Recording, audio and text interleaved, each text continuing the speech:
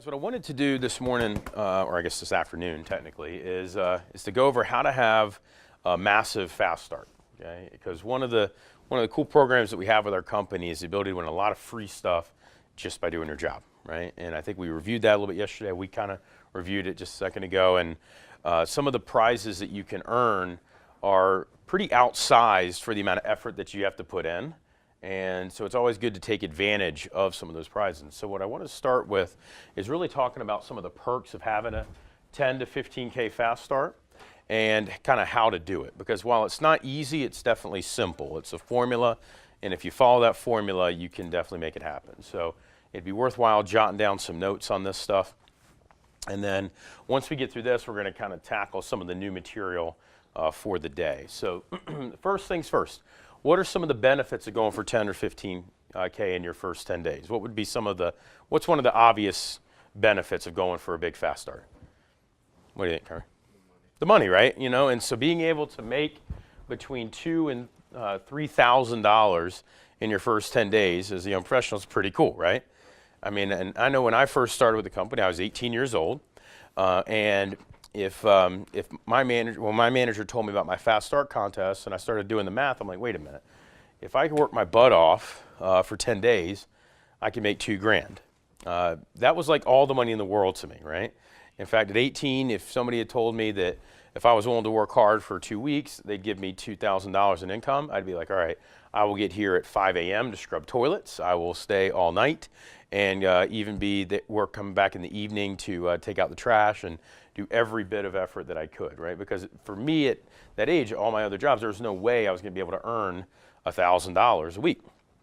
So to be able to make $2,000 to $3,500 is a pretty good incentive to work hard. The second prize is free Cutco, and being able to win a bunch of free Cutco just by doing your job. And one of the great things about the company is the ability to have a bunch of product, because what sells Cutco? The product, right? Having the product, so the more you have to show, the more customers are going to want to see, the more they get to use, the more they're likely to buy, right? So winning a bunch of free Cutco is definitely a big perk.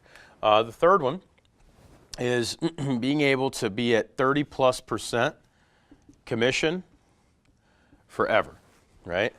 And moving forward, you've hit 4 pay raises in 2 weeks. Imagine being able to go to a prospective job employer and be able to say, hey, I hit 4 pay raises in my first 10 days on the job. We talked about this a little bit yesterday, but being able to hit a pay raise in a week is pretty impressive. Being able to hit 4 over the course of 10 days or 2 weeks is even more so impressive, right? and so having that. The other thing that's cool is by working really hard and getting to 10K or more in your first 10 days, you're now setting yourself up to be able to work super part-time and still make great income. That's one of the things I loved about working while I was in school, is I could do 5 or 6 appointments on a weekend and make more than a lot of my buddies that were working full-time every night, bartending or having to work in labs to making $10, $12 an hour. I was making more than them working 5 or 6 hours a week doing a handful of appointments. And so being able to work super part-time but still make full-time income. And so, by the way, I'd be totally cool with that too.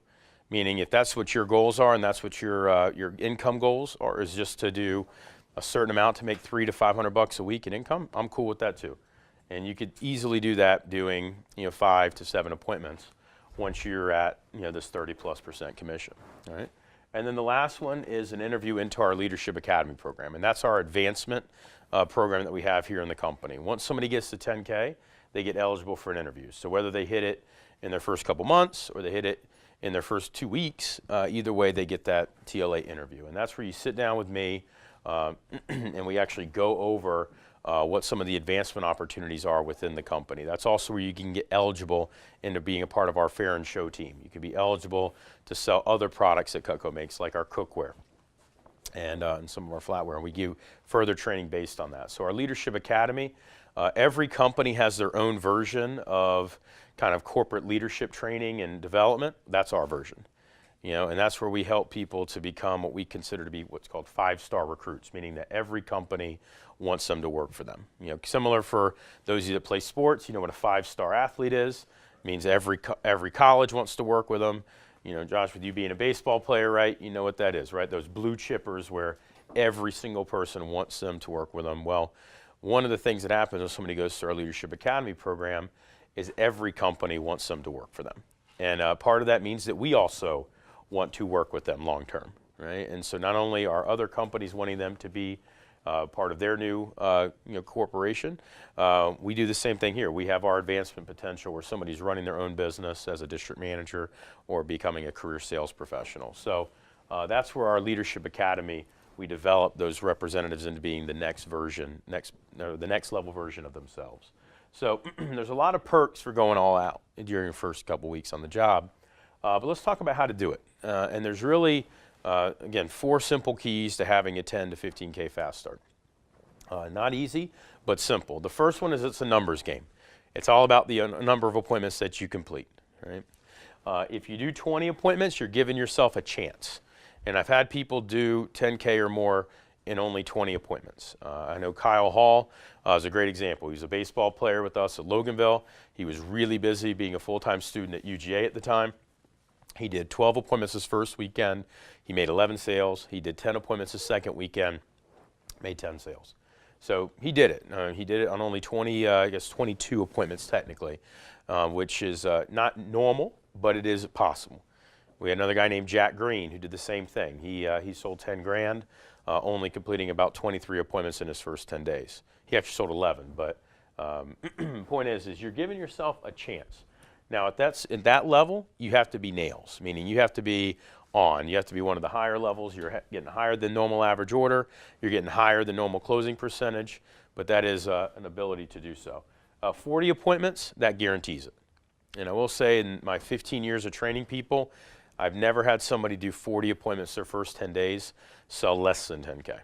So if you really want to assure that you'll hit it, I would say shoot to do 40. You know, do 4 appointments a day. And any day that you don't have 4 appointments, shoot to do more the next day. So what that means, Michaela, is if you've got, 3 one day, instead of just saying, okay, that's what I'm going to do, so you know what, the next day I got to do 5 because I didn't get to 4 that day. And and so that guarantees it. The second key to doing 10 to 15K in your fast start is to cut up a lot of food. We talked about Cutco sells itself, so the more that you cut and use the product, the more customers are getting excited. The things that I recommend getting are the following. The first thing is a loaf of bread. Costs you about $1, but it's a good investment because if you have that loaf of bread, what you can do is you can actually take the spatula spreader, and if you take let's say this is the little slice, you cut off the corner, you can stand that corner up, and you can actually slice it down the middle so it creates 2 slices of bread. So you can turn 1 slice into 2. And that's a really fun presentation to show customers because what happens with a normal knife when you try to cut a slice of bread? It's going to crinkle or it's going to cave in the middle. And so if you actually, instead of cutting it just down the middle and create 2 halves, you create it through, you cut through and create 2 slices, that blows customers' minds. Okay? So that's one cutting demonstration you could do there. Another one is get a little bag of grapes, right? And if you just get the little green grapes, you can actually take our trimmer that you'll get in your sample kit, and you can actually take a little green grape and slice it into 11 slices using the trimmer. And some of the slices end up being so thin they look like little contact lenses, which, again, it's something that a normal knife just isn't going to be able to do. And then the last one is just to buy a little bag of carrots, a little long 1-pound bag of carrots, okay? And so if you can go to Walmart or Kroger and you could spend 79 cents to get a little bag of carrots and be able to have enough for your whole week. So it's an investment of about $5 a week in order to do so.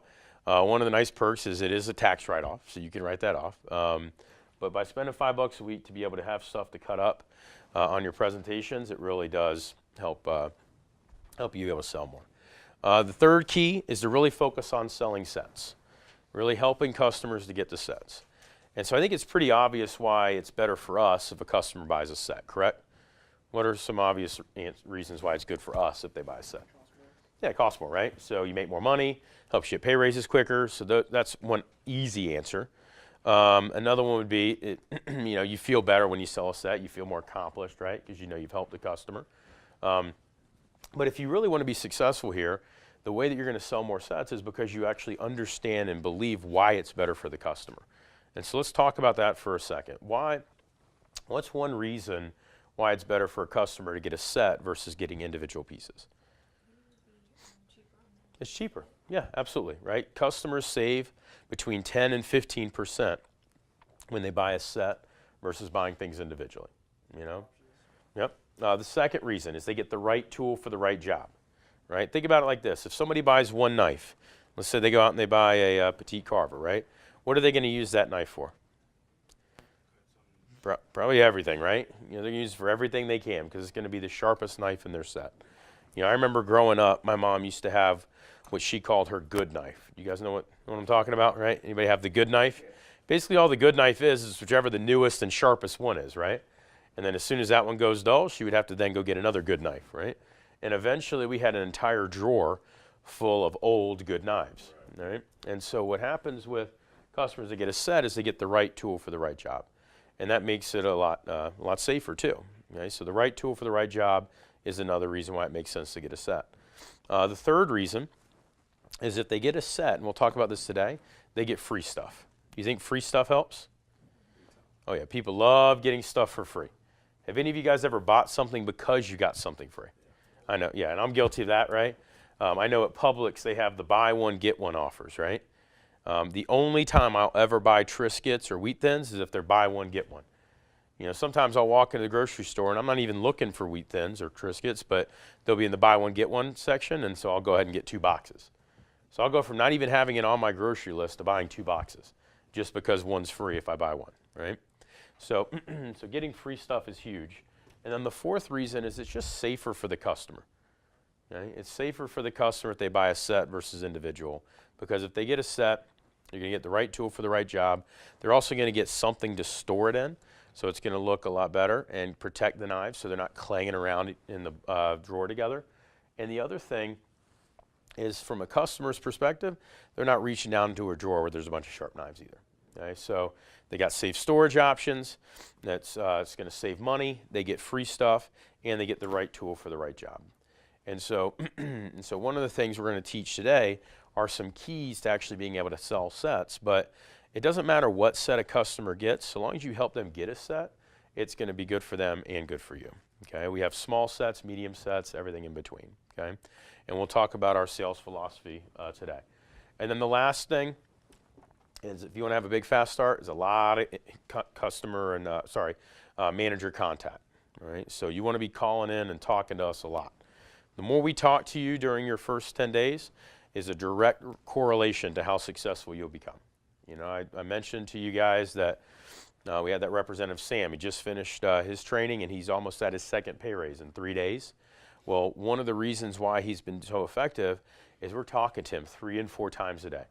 He's constantly hungry for growth. He's constantly asking new questions, and on every appointment he does, he's learning something new, and he's asking questions. So the more that we talk to you, the more you're going to end up selling. And the more we talk to you, the better you're going to go. The faster your learning curve, the quicker you're going to pick things up, the more successful you'll become. So any questions on these 4 steps on how to make it happen? Okay? Now here's the thing. By working hard your first 10 days, even if you don't have a 10K fast start, do you think it might be beneficial? Absolutely, right? Because you'll sell more than you normally would. You'll make more money than you normally would. You'll get better experience. You'll get more recommendations too. And so even though I didn't personally have a 10K fast start, I worked really hard my first 10 days. I still sold 8,900, which I ended up making over $1,500 in income my first 10 days on the job. I made more in those 10 days than I had my previous month working at my other job. And I got a ton of experience, and those recommendations that I got ended up really catapulting me to hitting several more pay raises during my first summer. So even if you work hard and do still fall short, it is in your best interest to work hard. No, you make commission on everything you sell. Yeah, you still get 10%, 15%, and all the way through. It's just once you get here, this is where it gets really nice, right? That 30% is kind of that sweet spot where you're working part-time but still making full-time pay. What would our commission be for just training? Is that 10%? Well, that's depending on, that's what we covered yesterday. So it's the 10%, once you get the first pay raise, 15%, and 20%, 25, all the way through. So that's on page 28 there. Okay, excellent. Well, guys, welcome to graduation day. You know, I know for some of you guys, you've already had graduations before, and so graduations are always kind of fun. It represents the finish to something and the start to a new chapter. And so for many of you guys, this is going to be a start of a new chapter in your success. And I will say that success really is a choice. And it doesn't matter whether it's with us or anywhere else. Ultimately, success is a choice. And have any of you ever been successful at something that somebody told you you couldn't be? Yeah, how'd it make you feel? Feels pretty good, doesn't it? Whether it's something real little, like just beating somebody in a video game or a game of horse or a game of horseshoes, it feels pretty good. Even if it's something, and especially if it's something really major, right? Like getting on that varsity level sports team or getting into that college of choice or maybe overcoming a speech impediment. It feels really good when you become successful at something that somebody told you couldn't be. And I will say the difference on our team between an above average representative and a below average representative is attitude. And attitude will really dictate how well you do at anything. And do you guys believe that people will buy Cutco? Yes. Yeah, why? Yeah, it's an unbelievable product, right? I mean, and guys, I don't know how to explain it otherwise. I mean, we've been number one in our field, ever since I started back in 2001. You know, we're going to sell probably $259 million worth of this stuff this year. We have customers that come back over and over and over again for repeat orders. You know, I mean, it is an unbelievable product, and it is a product that people are going to use every single day for the rest of their life. Okay, and so having having that confidence is critical. And so today, it's really important that you get involved, even more involved than you did yesterday, because I've really got 3 objectives for you. My first objective is to really help increase your belief in the product. And do you think that people will be able to tell if you believe in the product? Yes. Yeah, absolutely. Even without you saying you believe in it, they'll know. They can tell by your enthusiasm, your conviction. They'll be able to tell whether or not you believe in the product. The second objective is to really help you guys understand the value of Cutco. And anytime you have a high quality product, is it going to be cheap? No, but it is going to be a good value. And so we're going to talk about the value of Cutco. One of the ways we'll do that is we'll actually have you guys, we'll talk about the different versions of knives that are out there. We'll talk about low quality, talk about high quality, we'll talk about everything in between, and we'll show you how Cutco compares to those brands. Okay? And so we're going to really help you guys understand the value of Cutco and go over our sales philosophy. And then the third objective is just over the weekend is really to help you get your first 10 or so appointments booked up. Okay? And so I know most of you guys have already got that, which is excellent. Josh obviously will be helping you through the process to get you your first 10. And the whole name of the game of doing 10 is if you do 10 appointments, I can guarantee you'll hit your first pay raise. And so that's one of the reasons why I want to help you guys get to those first 10. So first thing that we're going to do as we go into today's training is I want to show you guys what some other brands of cutlery are like. Because do you think it's important that you know about brands other than Cutco? Yeah, absolutely, right? Why is that, you think? See how we match up. Yeah, because you want to see how we match up, right? Because there are different brands out there. There's good stuff and there's bad stuff, and so we're going to talk about the two. And it's important that you know your competition, right? Similar to a college quarterback or NFL quarterback watches game film to know his competition. You guys want to know your competition, so you see what's out there. And you'll see a lot of different knives out there. You'll see high quality and you'll see low quality. And so let's start kind of just with the real basics. We'll start with low quality. Where would you find low quality knives, you think? Walmart, Target, grocery stores, right? Yeah, are you going to find real high quality stuff at Walmart? No, that's not their business model. The purpose of Walmart, Target, is really to get what? It's low price, high volume, right? So their business model is really designed to be high volume with low prices. Okay, so they're not going to have the highest quality products out there. But you will see customers that buy their stuff at Walmart or Target. And so let's give you some examples of some of those brands. Okay.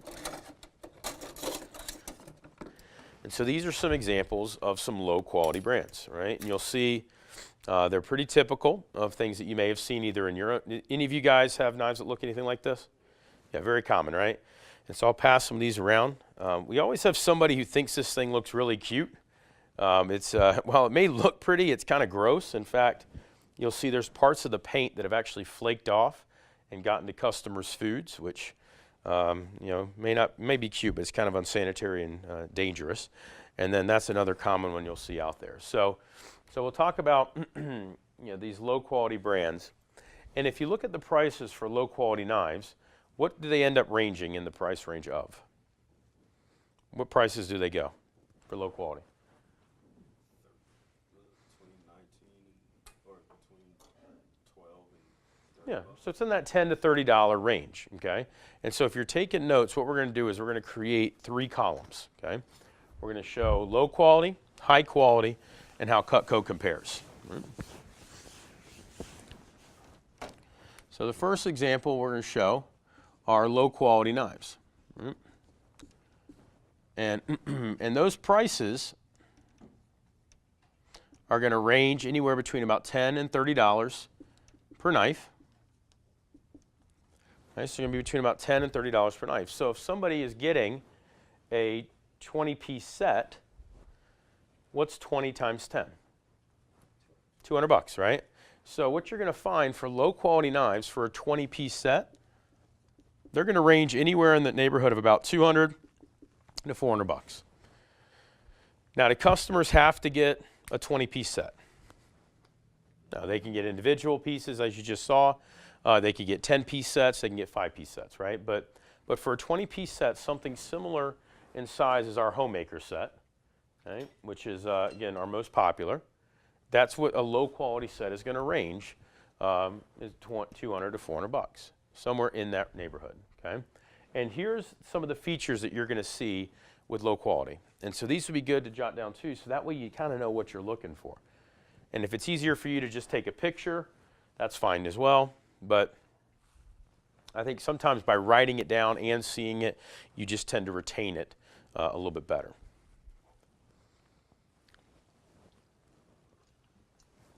So what you'll find with low quality sets is they're going to have wood or plastic handles. And what's the problem with wood? Yeah, it gets real nasty, right? Absorbs grease, odors, bacteria. What's that? Breaks. It breaks, yep. What happens with cheap plastic? It's going to melt, chip, crack, They either have no tang or they'll have fake rivets. In tang, you may not know what that means, but tang is just how far back into the handle the blade goes. Right? So think of it like a nail in a wall. The further that nail goes into the wall, the sturdier the picture frame is, right? Same thing goes with the blade and the handle. Further the blade goes into the handle, the sturdier and the stronger that knife is. A lot of them will use low quality steel. Right? They're not dishwasher safe. There's no guarantee. They're made in China, and they usually only last about 2 months to 2 years. Now, one popular brand out there that you'll see a lot of, and do you mind handing me the wooden one there, is a brand called Chicago Cutlery. All right, and Chicago Cutlery you would think is made where? Chicago, and it used to be. However, now it's made in China. Okay, why would they send their production overseas, you think? Yeah, cheaper labor, right? Less regulations, less restrictions, harder to enforce a guarantee, everything else. Does that make sense? So you'll see a lot of this out there, and so people have the misconception that it is from the U.S. It is not. Okay, and so they'll only last about 2 months to 2 years. So here's what ends up happening. People go out, and they go out and they buy these low-quality knives. And low-quality knives, as we mentioned, usually cost between $10 and $20. Do most families just use one knife? No, they usually use several, right? And so let's just say on average, the average family uses 10 knives. Okay, well, that ends up being $100 to $200. Okay? Most families, if somebody is, let's say they're an adult, how long are they going to cook for? How many years, you think? 30. Rest of their life, mostly, right? If you think about the average grandparent, they probably have been cooking for 30, 40, or 50 years. I know my mom is currently 63 years old. She's been cooking since she was 20, so that's 43 years. And my grandma, who's almost 90, is still cooking as well. So she's been cooking for 70 years. So let's just say 40 is a good estimation, right? So if somebody cooks for 40 years, right? How long does the average low-quality knife last? Too much 2 years. So let's just say it lasts 2 years. Well, so if you take 40 years and divide it by 2 years, that's going to give them about 20 replacements. And so if you take $100 times 20, you end up getting $2,000. If you take 200 times 20, it ends up equaling about $4,000. And so what they've actually found is that most families will spend thousands of dollars on knives over the course of a cooking lifetime. Right? And so what ends up happening is a lot of people, they get tired of crap, right? And so here's some examples that you'll see, right? So this is a Chicago cutlery set from Walmart. It's about 10 knives on sale for 181 bucks, right? Here's some other examples of sets in that $170 to $200 range. And this is from Target, right? And so what happens is people get tired of stuff breaking. So they go into a nicer kitchen store or a department store and they say, hey, I'm tired of my knives breaking, I want something decent. And so they'll look for brands like this, Hinkles, Wusthof, and Shun. And these brands you could find in the following stores. Williams-Sonoma. Have you guys heard of Williams-Sonoma? Okay. If you haven't heard of that, maybe you've heard of Crate & Barrel or Macy's. Right? Macy's has a home department store. You can also find some of these brands in Bed Bath & Beyond. Now, have any of you guys been to Bed Bath & Beyond before? The challenge with walking around and shopping in that store is that they have a lot of everything, don't they? So you have good quality stuff sitting right next to bad quality. You know, you'll see a $100 pillow right next to a $10 pillow. And sometimes it's hard to know the difference, right? And so there's not really a lot of people there to educate customers on what the difference is. And so people either buy junk or they'll buy what's most expensive just because they think that's the best. If you walk into a Williams-Sonoma or Crate & Barrel, they're usually pretty knowledgeable. And so what happens is people go in and they'll say, hey, I'm tired of my stuff breaking. I want a good knife. What can I get? And they're not going to say, hey, if you want the best, you need to go call Cutco. We don't have them here, but go call them, right? They're going to say, hey, we have Hinkles and Wusthof. Those are the best. Okay? And so you'll see a lot of customers out there that have Hinkles and Wusthof assuming that they're the best you can get because in the stores, that is the best. All right? And so we'll pass around some examples here. And this is actually what we used for the cutting demonstrations yesterday, but you have some examples. This is Hinkles right here, and this is an example of a Wusthof knife right there. And if you had to guess by the names, Hinkles and Wusthof, what country are they from? Germany, right? And so some of their highest end lines are their Hinkles Twin Cuisine, Wusthof Icon Blackwood, and Shun's Kaji set, right? And Hinkles and Wusthof, those are made in Germany. And if you think about German engineering, it's known to be pretty good. What kind of automobiles are made in Germany? Yeah, BMW, Mercedes, Audi, Porsche, right? So they're known as having good manufacturing, good engineering. And these knives, these brands have actually been around for 200 years. Do you think those companies would be around that long if they were low quality? Probably not. You know, do you think they would be priced what they're priced if people weren't purchasing them? Absolutely not, right? So they're a fair product for a fair price, okay? And what you'll find with these brands are the following features, right? So they use polypropylene handles, right? They have full tang or nickel silver rivets. Polypropylene, their handle, is what we actually use for our cutting boards. We figure if it's good enough for them to use as handles, we'll cut on it, right? They have full tang nickel silver rivets, so the steel goes all the way through. Regular handles, surgical steel. They use mostly straight edges, so it leaves a clean cut. They're made overseas. They're not dishwasher safe, and they cover defects only. They tell you not to put it in the dishwasher because it could mess up the handle, okay? And they cover defects only. So as far as pricing for high quality knives, they're usually going to run in the $50 to $200 range, okay? So high quality knives, the price are going to be anywhere between $50 and $200 a piece, okay? And for a 20-piece set, okay, if you take 20 times 50, you're talking 1,000, and if it's an average of 100, it's going to end up being right in that $2,000 range for a 20-piece set. Because an average high-quality knife is going to be roughly $100 or so per item. And so, guys, why would somebody spend, 5 or 10 times more for a high-quality knife versus a low-quality one, or for a high quality set versus a low quality set? Actually works. It works, yeah. What else? Lasts longer, performs better, looks better, right? Better name, better reputation. I mean, it's like that with anything else. There's going to be a wide variety of quality and prices available, right? I mean, if you think about it, Josh playing baseball, with a baseball bat. You can go buy a low quality bat from Walmart for what? $50, $40? Okay, how much were the bats that you used back in the day? 3 or 4. 300 or 400, right? Now, you may be sitting there thinking, man, $300 or $400 for a bat, I would never spend that much money on a bat. However, if somebody's playing baseball every day, what are the benefits of a $300 or $400 bat versus a cheaper one? Just hits farther, feels better. It's better for, lasts longer, more durable. Basically, all the things we're just talking about, right? Same thing goes with basketball shoes. Same thing goes with musical instruments. Same thing goes with really anything. Jeans, right? You get what you pay for, right?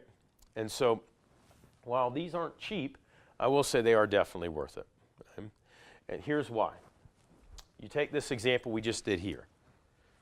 If they're spending $50 to $100 a knife, if you times that by 10 knives, that ends up being $500 to $1,000. Right? It's going to cook still for 40 years. And what we found is for an average high quality brand, it'll usually last about 10 years. So in that case, they're only going to have to replace it 4 times. And so what's 4 times 500? 2,000, yeah.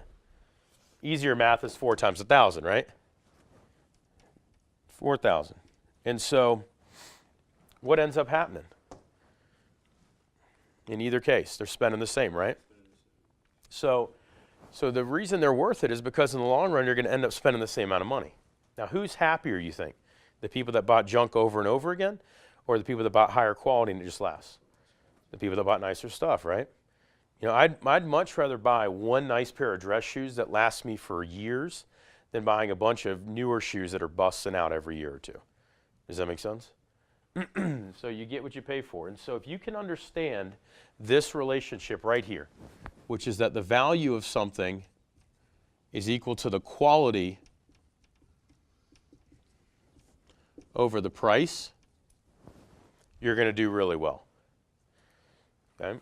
Because in this situation, at the end of the day, the high and low quality are worth about the same in the long run. It's just whether or not you want to spend that money up front and not have to keep replacing it, or you have to spend it over time. And here's the other kicker with over time. Are these prices going to stay the same? No, they're going to go up. So that $10 knife today may be 15 5 years from now, or 10 years from now, or maybe 20. But it's certainly going to be a lot more. Just think about movie tickets, for example. How much are movie tickets nowadays? Yeah, they've gone up, right? I remember back in the day when movie tickets were $5, and my dad thought that was crazy. Remember I had a date I was going on. I was in 7th grade, and I told my dad, I said, "Dad, I got this big date. I need to borrow some money for the movies," and so he gives me $10. I'm like, "Dad, I need to." I'm like, come on, I need to be able to have some money for soda. I can't be the cheap date that only buys a ticket. And he's like, what? He's like, I remember back in the day, $10, you get 2 tickets, popcorn and a drink, right? Now if you buy popcorn, a drink, and 2 movie tickets, you're what, $40? $30 or more?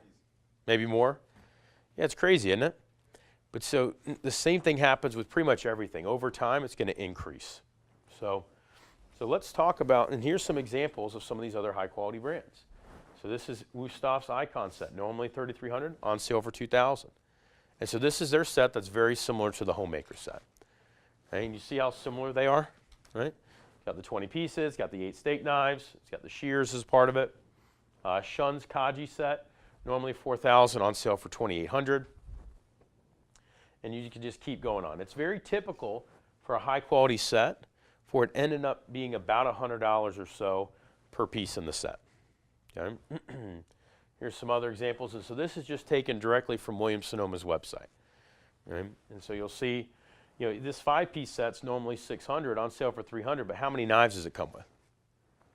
3. So it only comes with 3 knives. So again, about $100 or so per item, per knife. Okay? And so if you talk to people who own Cutco, they'll tell you it's 10 times better than any knives they've ever used. Now, I know you haven't had a chance to use it that much, but considering the guarantee's unique features that I'm going to show you, I want to show you why it's at least twice as good. Okay? And so let's take a look at how Cutco actually compares to some of these other brands. Okay? And so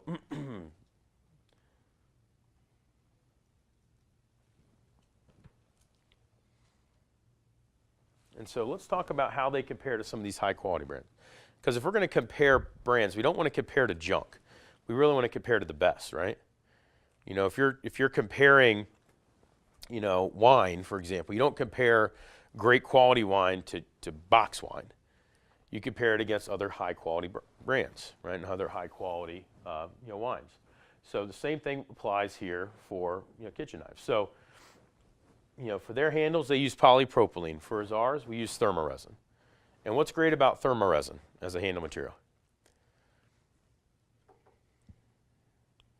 What's good about that? It's dishwasher safe, right? Do you think that matters to some people? Being able to throw stuff in the dishwasher. Absolutely, right? People love throwing things in the dishwasher, right? They use full tang nickel silver rivets, so do we. Okay? So the great thing about full tang nickel silver rivets is it's going to remain flush. So these are actually some table knives from back in the 50s. And so if you look right here and check it out, if you couldn't see the rivets, if you just feel, would you even know they're there? No, so they remain flush, right? Whereas if you take a, here, you guys can actually pass it through.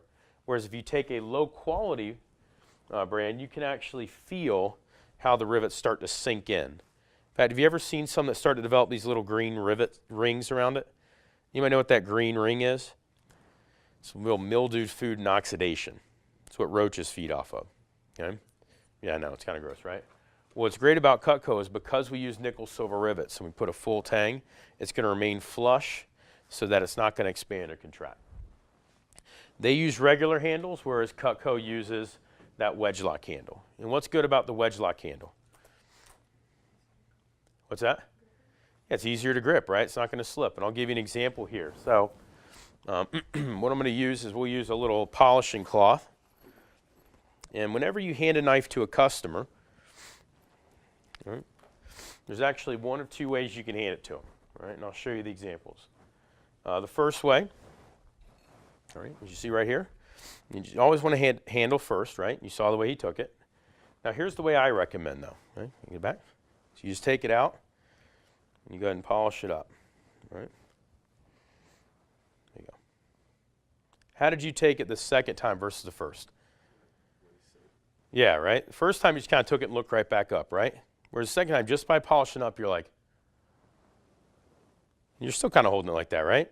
And I didn't make that big a deal, right? All I did was just polish it up. I didn't get down on a knee and like present or anything like that. What's that? Yeah, it's just fancy, right? You just polish it up like that, right? But here's what I want to show you, right? So go ahead and take it and hold tight. You holding tight?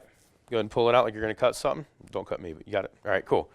You holding tight? All right, so as I'm pulling, what's happening? You see how his whole body's moving? All right, you can look at things. If I were to do that with a normal knife, what's going to happen? It's going to slip right out, right? And so that's what's nice about this is it actually doesn't slip out of the hands and makes it a lot safer. Especially for people that are a little bit older, starting to develop arthritis or carpal tunnel, it allows them to hold the knives without it hurting their hands. So it's a lot safer and more comfortable.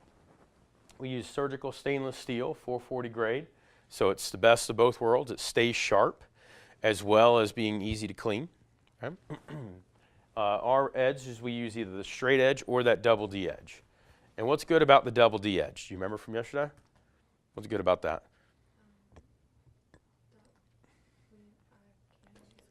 Yeah, it cuts forwards, backwards, and straight down, right? So it actually surrounds what it's cutting.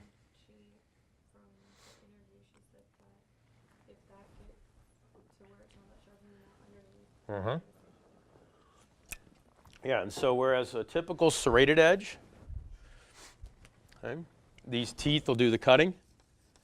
They'll rip and tear, and then once those teeth wear down, they go dull, and they can't be resharpened. So they have to be replaced. Cutco's edge looks like this. So in between each of these 2 points, there's 3 hand-applied recessed cutting edges. So that way it cuts forwards, backwards, and straight down.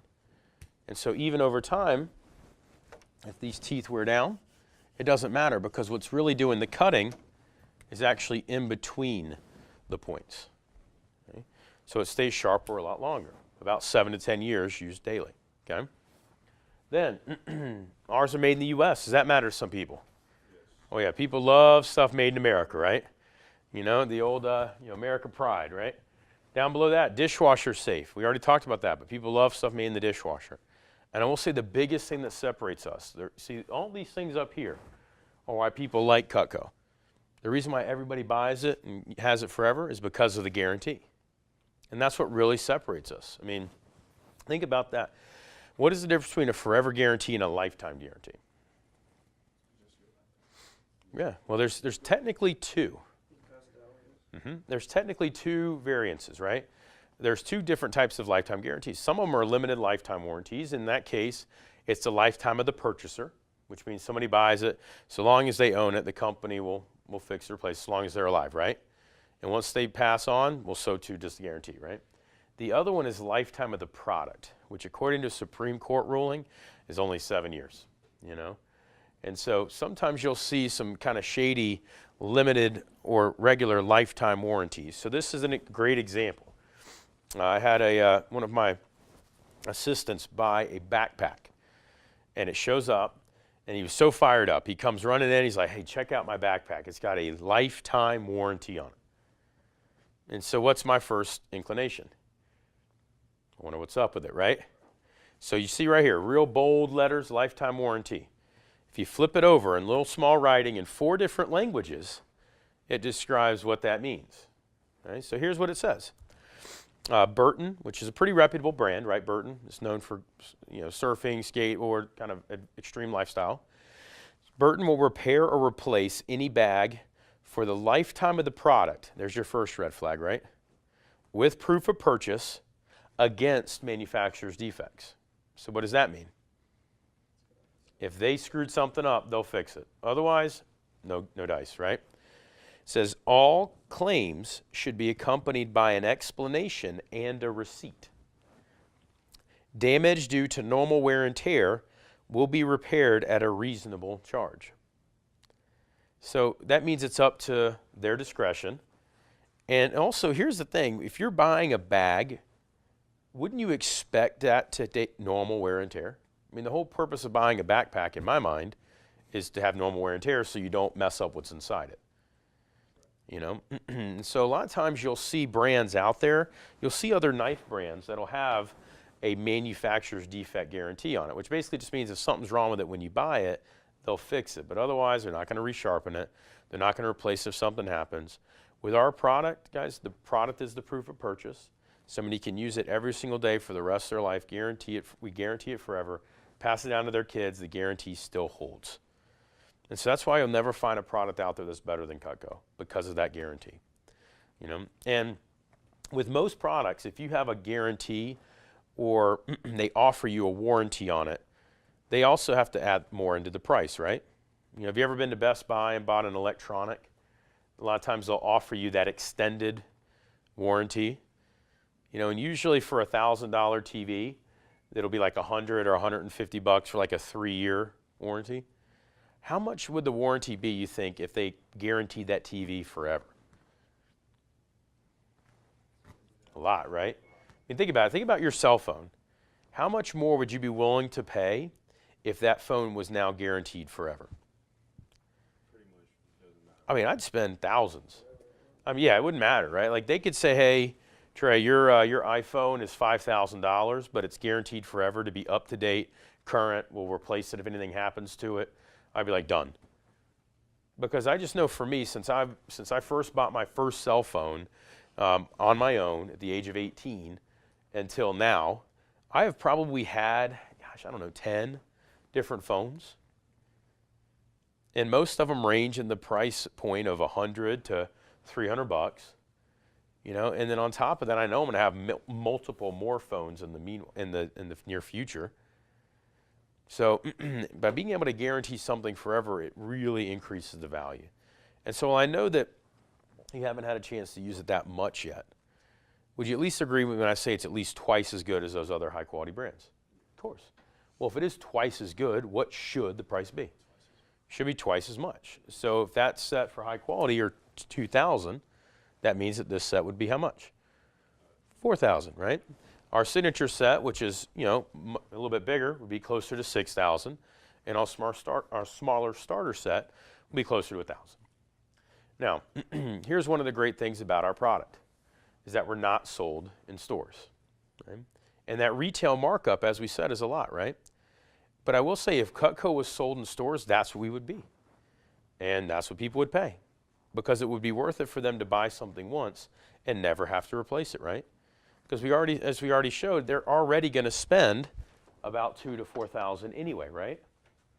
And instead of it being 20 knives like it comes with the Homemaker, these sets only have how many?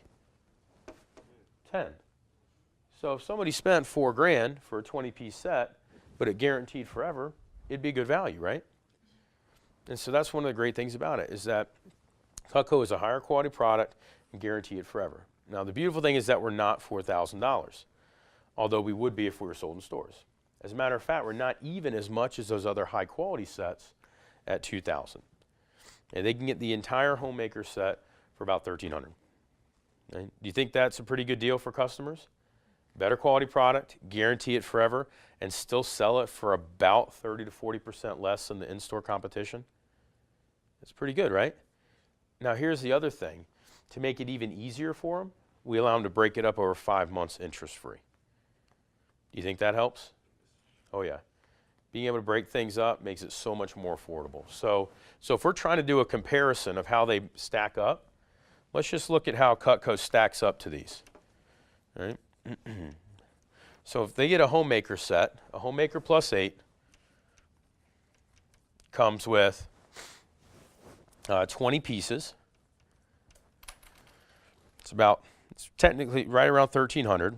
They can actually break it up over 5 months. It ends up being about $270 a month. Okay. So and how many times are they going to have to replace that over 40 years? 0. So what's the better value? $2,000 or $1,300? $1,300, right? Right? And here's the other thing, guys. By giving them a higher quality product, guaranteeing it forever, not only are they getting a better product to begin with, but it's also guaranteed to always be better. Which means 20 years from now, if that customer is not satisfied, they could send it back and they'll get the brand new set. And over time, just like everything else, what's going to happen to the price of Cutco? It's going to go up. But for that customer who already bought their set, guess how much they're going to have to pay when they get a new set? None. Guess how much they're going to have to pay extra if they get it resharpened? None. They pay a little bit of shipping to get their knives there to have them touch it up, but the service, the maintenance, and everything else is taken care of. The company actually invests $2 to $3 million a year just repairing, replacing, and resharpening customers' knives. And that's an even better question, is if they don't want to send it back, they don't want to live without it for a couple weeks while the company puts a brand new edge on it, they can actually sharpen it themselves if it's got a straight edge. Or for our double D edge, they can call a local office and we send a representative out there who in turn sharpens it for free. So they have somebody come to their kitchen, sharpen it up right in front of them. They never have to pay $1 for that. So there's not like a different way to sharpen the knives than you would sharpen just a regular knife? We have a specialty sharpener that can work with our double D edge. So unlike serrated edges, which can't be resharpened, we have ours that can be, the special edge, with special stone. Right? And so customers get a higher quality product and they get it for a better value. So do you see why we end up selling so much on a yearly basis? Now here's the thing. If you're anything like me, you're like, man, when I was in training, I was never thinking, okay, I get it. It's a good deal, but I don't know anybody that's ever spent even $200 or $300 on knives, let alone thousands, right? But then I remember I went home and I opened up my parents' knife drawer. Did you guys have a knife drawer growing up? That was me. I opened up my mom's knife drawer, and I didn't see a bunch of high-quality brands, but I did see a bunch of random stuff kind of piled up on top of each other. And so I just started kind of going through and adding them up. You know, it's like $10 here, $20 here, just, you know, how much rough estimate, how much it would be. And I ended up finding my mom had already spent more than what it cost to get a starter set of Cutco on junk that she never used. And so I asked Mom, I said, Mom, where did you get all this? And she's like, I don't know. Because she bought it once. No, she bought it over time. You know, and if somebody's lived in the same house for many, many years, they tend to accumulate stuff, right? And so that's what ended up happening. It just ended up building up over time. And so when I did that presentation for my mom, she was really skeptical when I first started. After seeing the quality of the product, she'd been cooking at that point for 20-something years. She did a complete 180. She's like, you know what, this stuff's awesome. I want to go ahead and get it. Completely threw me off, but she ended up getting Cutco, and she's since become one of my best customers. Every time somebody's getting married, she gets some Cutco as a wedding gift. Because that was her first initial impression when I did the appointment is, I wish I had bought these when I got married, because I wouldn't have that whole drawer full of junk. And so now whenever somebody gets married, she buys them Cutco because she knows it's going to last them forever. You know, and so let's talk about value for a second, because obviously, guys, high quality isn't cheap. For example, if you talk about a high quality hunting knife, how much does a high quality hunting knife cost? Yeah, a couple $100, right? And I will say, guys, we have we have our high quality hunting knife as well. And our high quality hunting knife is about $185. Okay. Now you may be like, ooh, that sounds like a lot. Oh yeah, of course. Yeah, it's pretty sweet, isn't it? I don't even hunt. I just like the way it looks, right? But it's a pretty badass hunting knife. And so if you check this thing out, I'll pass it around. Be careful, it is sharp. But you think about a good quality hunting knife's going to cost $200 or $300. But even with those good quality hunting knives, how often do you have to sharpen it? Yeah, pretty frequently, right? Usually with every deer. Yeah, if you're field dressing a deer, usually every one. Well, we actually have a representative, Cameron Warwick. His granddad has had that deluxe hunting knife and passed it down to his father. So Cameron's dad has been using it. He just sent it off to get resharpened, and what he did is on the back of the sheath, he put a little notch every time he field dressed a deer. It's kind of like his little trophy display, right? I don't know if that's creepy or just cool, but either way, that's what he did, right? Put a little notch every time he field dressed a deer. He had field dressed 14 deer before needing to get it resharpened, and the knife was almost 20 years old. So pretty sweet, isn't it? So if you tell that to somebody who likes to hunt, hey, it's 180, but it'll field dress 14 deer, they're like, I need that. Because even with a $100, $200, $300 hunting knife, you're going to have to sharpen it with every deer. All right? So that's a great one. High quality fishing knives, they're going to be $100. High quality pocket knives are going to be $50 or more, right? Now I do realize you can go buy a cheap one at like a gas station for like $5 or $10. But how long is that thing going to last you? Yeah. Yeah, they're usually designed for looks, not for the way they actually perform, right? And so the first time you actually need to use it for something important, it's going to break or mess up on you. And so with high quality knives, they're not going to be cheap, but they are going to be a good value. And so let's talk about value for a second. Value is what something is worth, okay? And that's that relationship between the quality and the price. And so let's talk about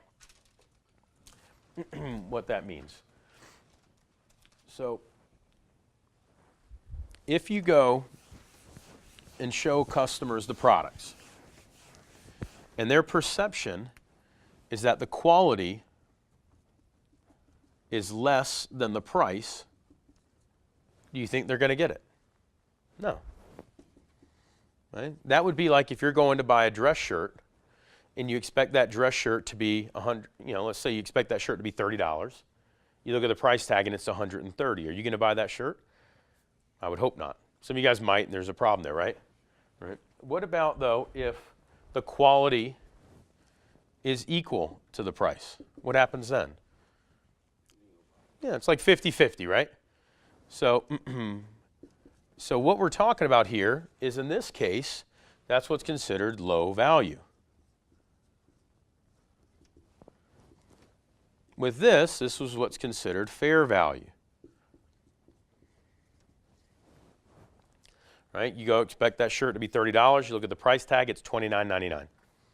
You might buy it. Budget's good, you'll get it. Budget's tight, you might hold off, right? But what about if the quality is greater than the price? What happens then? Yeah, it's like 100%, right? Like any of you guys ever been broke, but yet you still got a really good deal on something, so you went ahead and got it? Okay? Yeah, what are some examples there? Maybe walking in, need a shirt. Okay, shoes, right? Short shirt, maybe some sort of something you may need. There's like a necessity around the household. Like I remember being a broke college kid off at school, and I went into to our local Food Line, which was kind of like Food Line would be the equivalent of like a Kroger, right? I don't really think they have food lines around here, but I walked into to Food Line, and I remember they had this sale where you could get Hot Pockets, 10 boxes for $10. And so I'm like, done. Now, of course, I'm like, that's disgusting, eating that many Hot Pockets in a week. But that was kind of like, I was like, I'm a broke college kid, $10 for 10 boxes, right? I mean, that's like 20 Hot Pockets for $10. So I'm like, I'm going to load up, right? I'll give you another example from when I was in college. I remember during exam week, they had this deal where they were selling a case of Miller Lite for $10, which pretty good deal, right? Now you got to keep in mind, exam week, everybody's working hard, so people aren't really partying, right? They're not really going out much, right? It's exam week, so nobody's working, so they're all pretty tight financially. It's the end of the semester, so everybody's about to pack up and go home. So what happened is, I guess Miller just realized that people weren't spending any money, so they wanted to give this ridiculous offer. The entire city of Chapel Hill sold out during exam week. I remember I ran into one of my buddies one time at a gas station, and he came out with one of those hand trucks, those dollies, with like 6 cases stacked up on top of each other. I remember looking at him like, dude, what are you doing? He's like, it's such a good deal. And I'm like, yeah, but like, don't you go back home like Monday? And he's like, I know, I have to finish it. You see, yeah, stocking up. He didn't care, how much it cost because he got such a good deal. He spent way more money than he normally would because he got such a good value. Does that make sense? And so what really is more important than the price is what? The quality and what you're getting for it, okay? And so your job as representatives is really to show the quality so that in turn you can show the value. Because there is a big difference between the two. And the higher the value, the easier it is to make a sale. There's really 3 keys to building value in the presentation. The first key to building value is to follow the manual. So reading the white book. The reason this thing works so well is because it's designed to follow the 7 steps of marketing. Right? So just reading this thing out loud does it. And literally you could just look down, read it out loud to your customers and make orders. And I know one of the misconceptions out there is that you need to give a whole lot of eye contact, right, in order to make a sale. I can't tell you, that's one of the most untrue things that I've experienced since I started working here. Because if somebody's a customer and you're trying to stare them down and give them a whole bunch of eye contact, it's going to intimidate them, it's going to freak them out, it's going to be a little strange, okay? If you're just reading your notes, they know you're not some high-pressure salesperson. You're just trying to give them the facts. Does that make sense?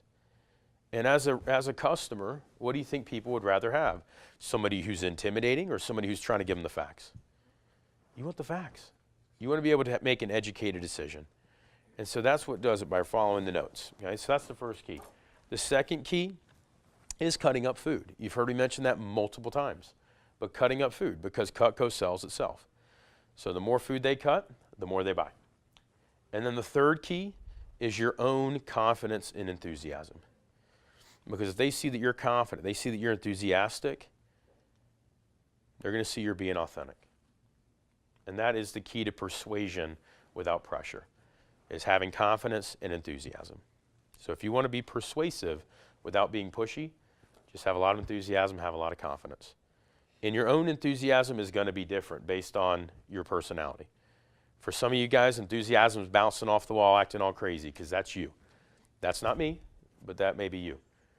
For me, my enthusiasm was having kind of deep conviction in the product and being genuine and trying to help customers out. Because I knew if they bought Cutco, they were going to have it for the rest of their life. Long after they knew me or remembered me, they were still going to be using their knives.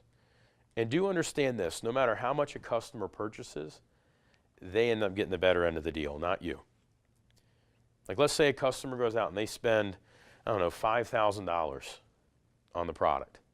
You're going to make a pretty good income on that, right? In fact, the biggest order that we've had in this office is over $10,000. The representative at the time was making 40%. He was 19 years old.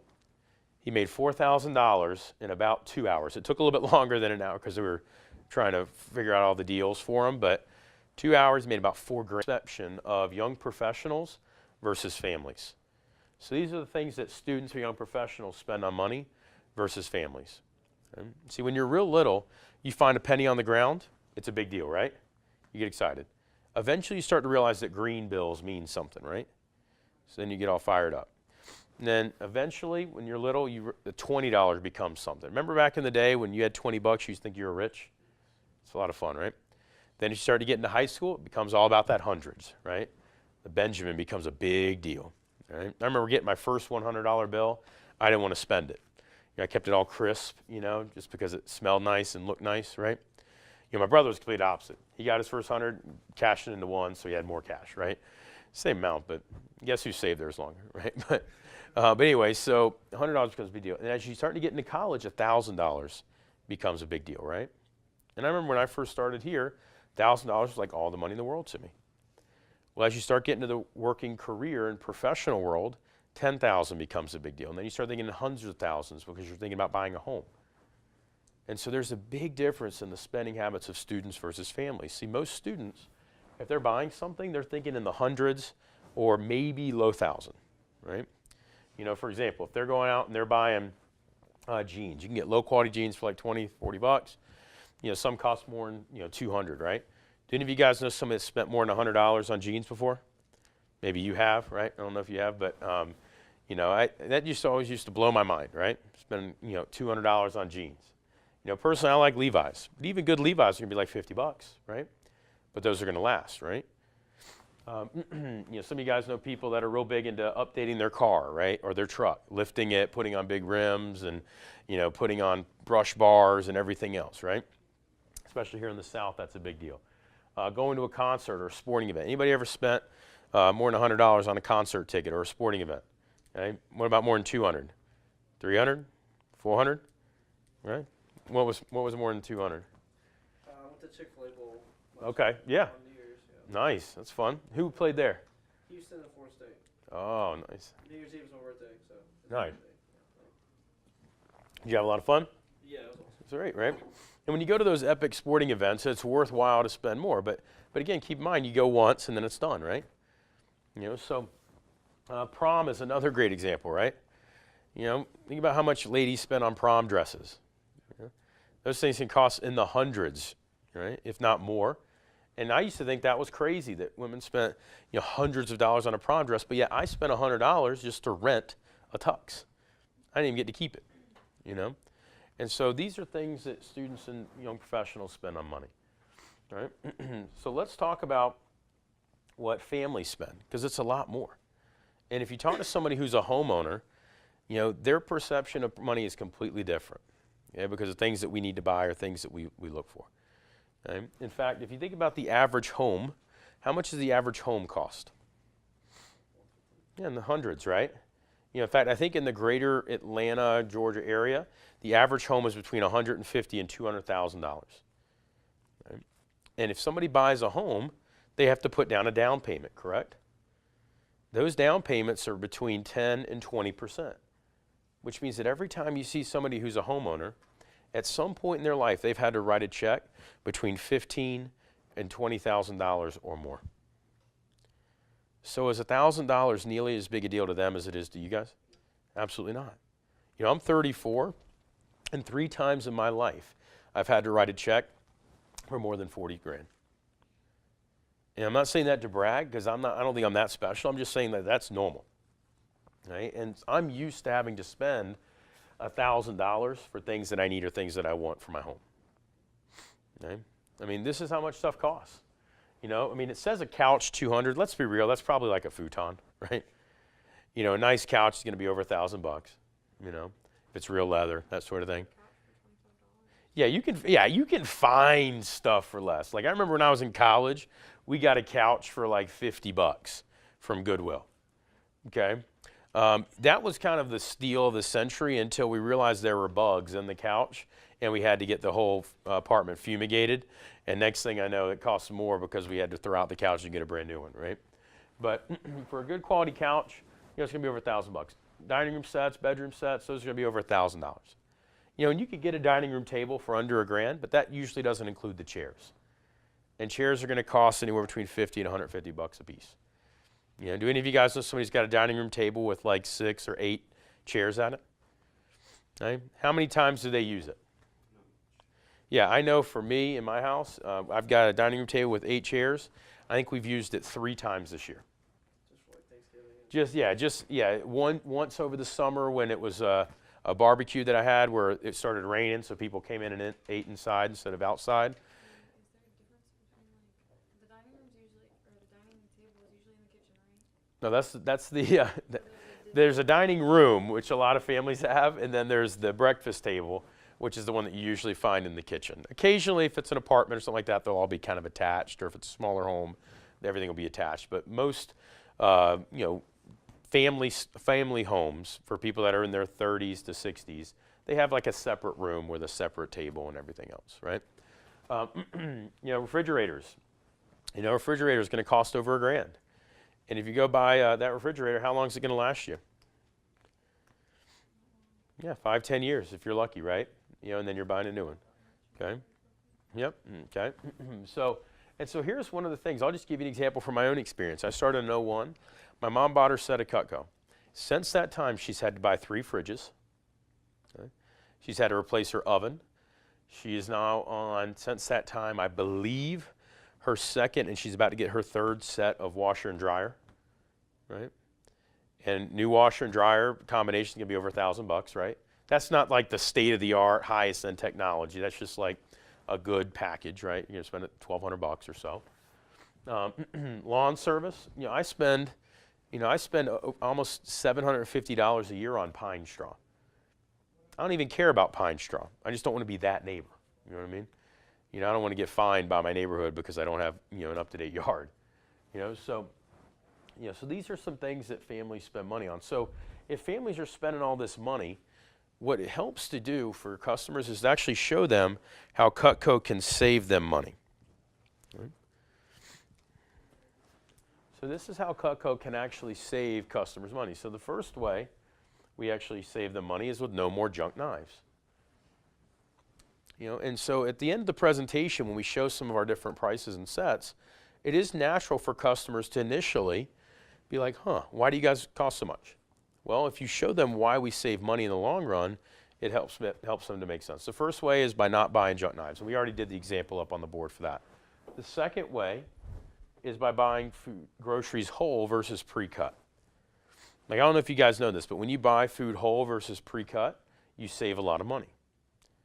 Give you an example. You could buy an entire watermelon for about $4 or $5, or you could buy half a watermelon sliced up for the same amount, right? You could buy an entire pineapple for $3, or you can get half a pineapple cut up for like $6. You know, chicken, right? You could buy an entire rotisserie chicken with 2 breasts, 2 wings, 2 thighs, 2 legs, and that costs you what, $7, $8? Or you can go to the hot bar over in the grill area, and they'll give you like 1 chicken breast for like $4. You know, so by buying groceries whole versus pre-cut, you save a lot of money. This is one of the biggest ways, is by eating out less. And for those customers that really love the product and want to get it, but are trying to justify how to afford it, this is one of the best things to show them, is if they eat out 1 less time a week, it pays for itself. So think about it from this angle. If a customer goes out to eat as a family of 4, what's it going to run them? I'm not talking going to like Ruth's Chris or a really nice steakhouse. I'm talking like an Applebee's, a Chili's, a Fridays. What's it going to run? Yeah. I mean, it's going to, for 2 people together, it might be $30, $40, right? Now, that doesn't usually include tip and tax, right? You get a family of 4 together, it's going to be 60 to 80 bucks, right? Even if they're going super cheap, getting the 2 for $20 special, right? That's going to be 40 bucks. Then you add on some sodas or a tea, that's going to be $2 a piece. You add on tip and tax, you're very quickly at 60 bucks or more, right? So let's just say they eat in one more time a week. $60 times 50 weeks a year. Let's say twice a week they just splurge every night. But times 50 weeks, that's going to save them $3,000 a year. So the set actually ends up paying for itself in the first 5 months by eating in one more time a week. And if they just continue to do that for another, let's just say 10 years, they're going to save almost $30,000. So in the time that the customers are using their knives consistently, in about 10 years, they'll probably need their knives resharpened. They've already saved almost 30 grand by eating in one more time a week. You think that might be a good example to show customers that they're trying to understand it? Absolutely, right? So they save a lot of money by eating out less. And then the other way, which is hard to actually put a number on, but it's definitely a real number, is it's just healthier. See, when people are healthier, they get better rates on their health insurance, they live longer, they get better rates on their life insurance, they feel better, they have more energy, they are less likely to indulge in eating out and those sugary substances, right? And the biggest thing is when you eat out, a lot of food when you eat out is chock full of preservatives. Tons of salts, syrups, oils, sugars. In fact, they did a study where they took menu entrees off of Cheesecake Factory. Anybody ever been there? You got some decent grub, right? But they took Cheesecake Factory, they took their entrees. The average entree has like 1,300 calories.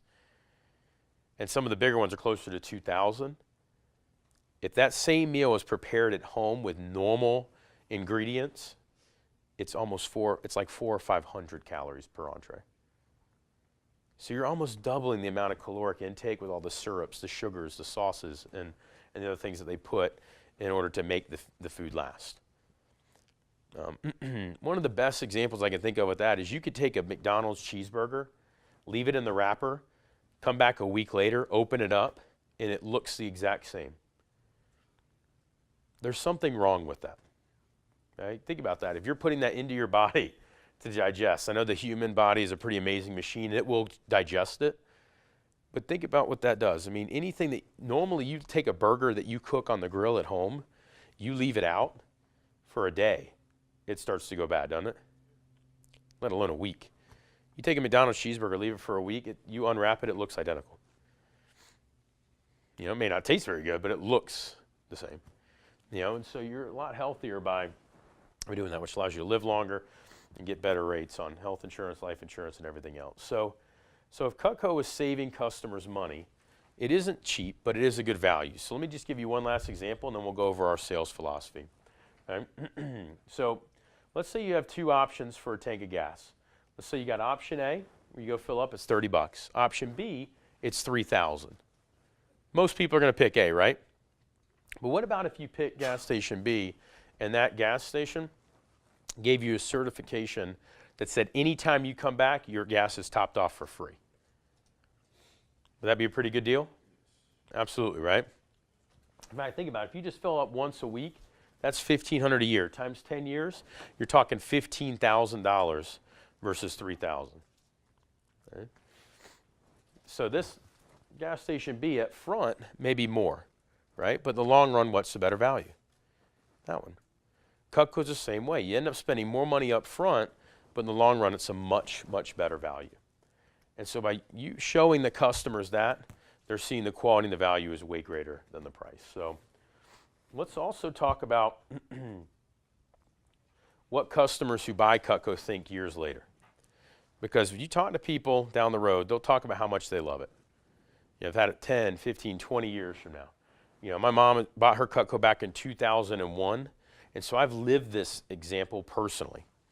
15 years later, I'll still run into some of my customers that bought Cutco from me when I was a new rep, and they love it. I've never once had somebody complain to me about how much money they spent to get their product, but I've had tons of customers come up to me buying again and thanking me for getting them their Cutco. In fact, I ran into one of my customers, Gail, at a wedding. It was my wedding for my cousin. I did an appointment with my aunt when I was in my fast start. She bought some Cutco, recommended me to her best childhood friend named Gail. I completely forgot I did an appointment with her. I show up at the rehearsal dinner for the wedding. Gail comes running up to me, gives me a big bear hug. She says, Trey, it's been forever since I've seen you. I just want to let you know I'm still using Cutco knives. And I was fired up. I completely forgot she even bought Cutco from me. She gave me a big hug, and she said, I have a confession, though. I was like, oh, crap, here we go, right? She goes, a couple years ago, I didn't know that you were still with the company, so I ended up buying from another representative. And I'm like, Gail, the heck, you know? I was like, I could have given you a better deal. And she's like, I know, I feel so guilty. You know, and I was like, well, now you know. Here's my cell phone number, right? Like, I'll hook you up. You know, how cool was that? 15 years later. Now, if that was a crappy product, do you think she would have run up to me? No. She probably would have avoided me. And I go, there's that guy. You know, but you'll see people over in time, and they'll thank you for it over and over again. So here's a great example. It says, Happy in Ohio. I received my Homemaker Plus 8 about 3 weeks ago. I love it. I thought I already had sharp knives in my kitchen until my set arrived. I wish I had started buying these 20 years ago. My advice for anybody getting married or just starting a home is to purchase a good quality Cutco set. I've yet to hear of one person who was unhappy with their purchase, right? And so you think about, these are the types of stories you'll hear over and over and over again, you know, and so you're actually helping customers with the product. And we already mentioned this a little bit earlier, but why does it make sense for them to get a set? Well, for the one, they get the right tool for the right job. Number two, it's discounted. They save 10 to 15%. Number three, it's safer with the block. And on this discount, guys, don't take that for granted. People love getting discounts, right? I mean, like, I know I get excited when I go to the gas station. I use my Kroger Plus card, and I save 10 cents a gallon. That saves me like $1.50, $2, you know, but I still get excited about it. You know, and with the customers, when they get a set, like this Homemaker set, they actually save like $150 versus buying it individually. That's a pretty big deal, right? It's safer in the block, plus they also get free stuff. And so these are things that really resonate well with customers because they're buying things over and over and over again. And so if they know they can buy something once, be done with it, guaranteed, save money, get free stuff, it's a win-win. So let me give you guys a couple of keys to selling sets. And if you go to page 4, underneath of the video part of the presentation, I'm going to give you a couple keys, and I'm going to show you, how the drop-down process works with a customer, okay? So on page 4, you'll see right here we've got a few tips I've already given you, right? The first tip during the video is to do what? To give play-by-play, right? The second one is to ask yes questions. The third one is to cut up food, correct? There's 3 more I'll give you. The first one is to say the word set as many times as possible. Okay, so while the video is playing and you're handing the knives to the customer, make sure you're saying the word set as many times as possible. So for example, every time you hand them a new knife, instead of saying, hey, the next knife, you say, hey, here's the next tool that comes in your set. Right? When you cut the leather, during the leather part of the presentation, hey, Ms. Jones, our most popular set comes with 8 of these. Our newest set comes with 10. In addition to that, when if you see anything in their household, for example, if you walk in and you see they get a really nice TV, you say, Ms. Jones, I love your television set. No, I'm kidding. You don't need to do that, right? But the whole point is right, just say that word set as many times as you want. If you want to get creative with it, I'm sure you can, right? You say, hey, where do you want me to set my things? Okay, we're all set. Let's get started, right? But no, just say that word set, because when people hear the word set, what are they naturally thinking? A set. Plus, people love things to match, right? They want everything to match in their home, match in the kitchen. So when they get a set, everything matches. The second key, okay, is to make sure that you spread your enthusiasm over all the knives. Don't pick a favorite. Okay? And guys, let me introduce you to somebody real quick. This is Sam Knapp. I know many of you guys have already had a chance to meet Sam, but Sam actually started with us, down in the Warner Robins area. And do you remember how many appointments it took you to hit your first pay raise? 3. Okay, so he hit his first pay raise on his third appointment. And any other tips? Now that they're graduating, any tips for them? Yeah, definitely. I mean, kind of going along with what I said yesterday about doing as many training appointments as you can. Look at your schedule and build in extra phone time. You don't have to be in the office to book more appointments. Maybe you booked 1 or 2 when you went home last night. But just because you're not in the office doesn't mean you don't have to book more appointments. So just whenever you get the time, maybe you have 5 minutes before you go into a presentation, make 2 calls real quick, right? Or we call it, I think, 5 before, 5 after. Make 2 or 3 phone calls before your appointment or after your appointment. And that way you're always having appointments in front of you. There's never a day you wake up like, oh, I don't have any appointments. No, I mean, if you just continually make like 1 or 2 calls every so often, you'll always have appointments. You always have money made. You wake up stress-free.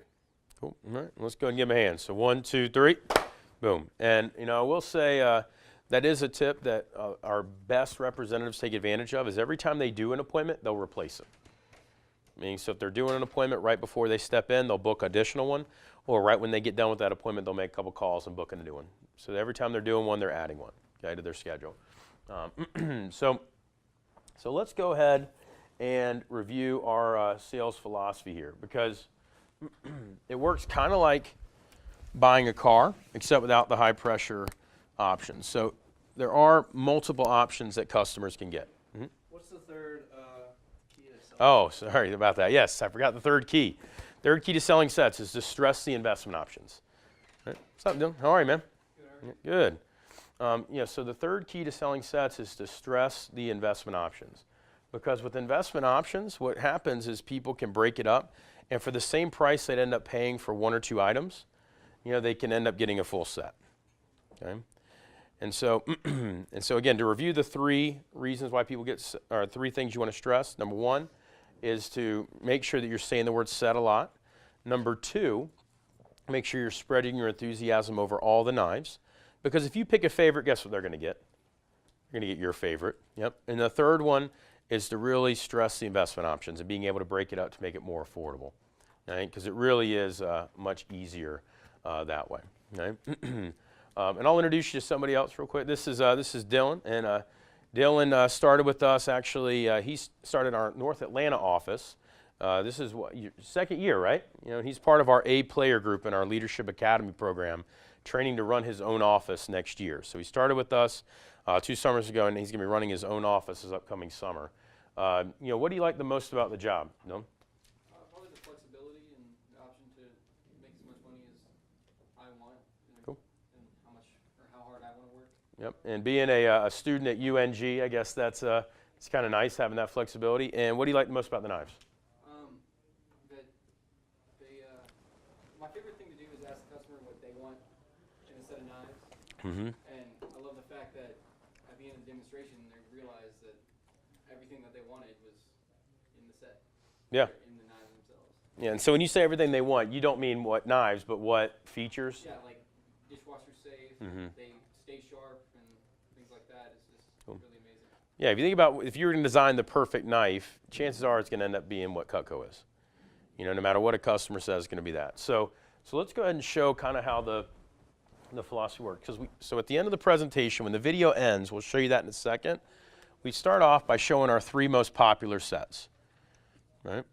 So we show our 3 most popular sets, and a lot of people end up getting one of those. We have a little small essential set, which is kind of a starter set for people that have to cook but don't like to.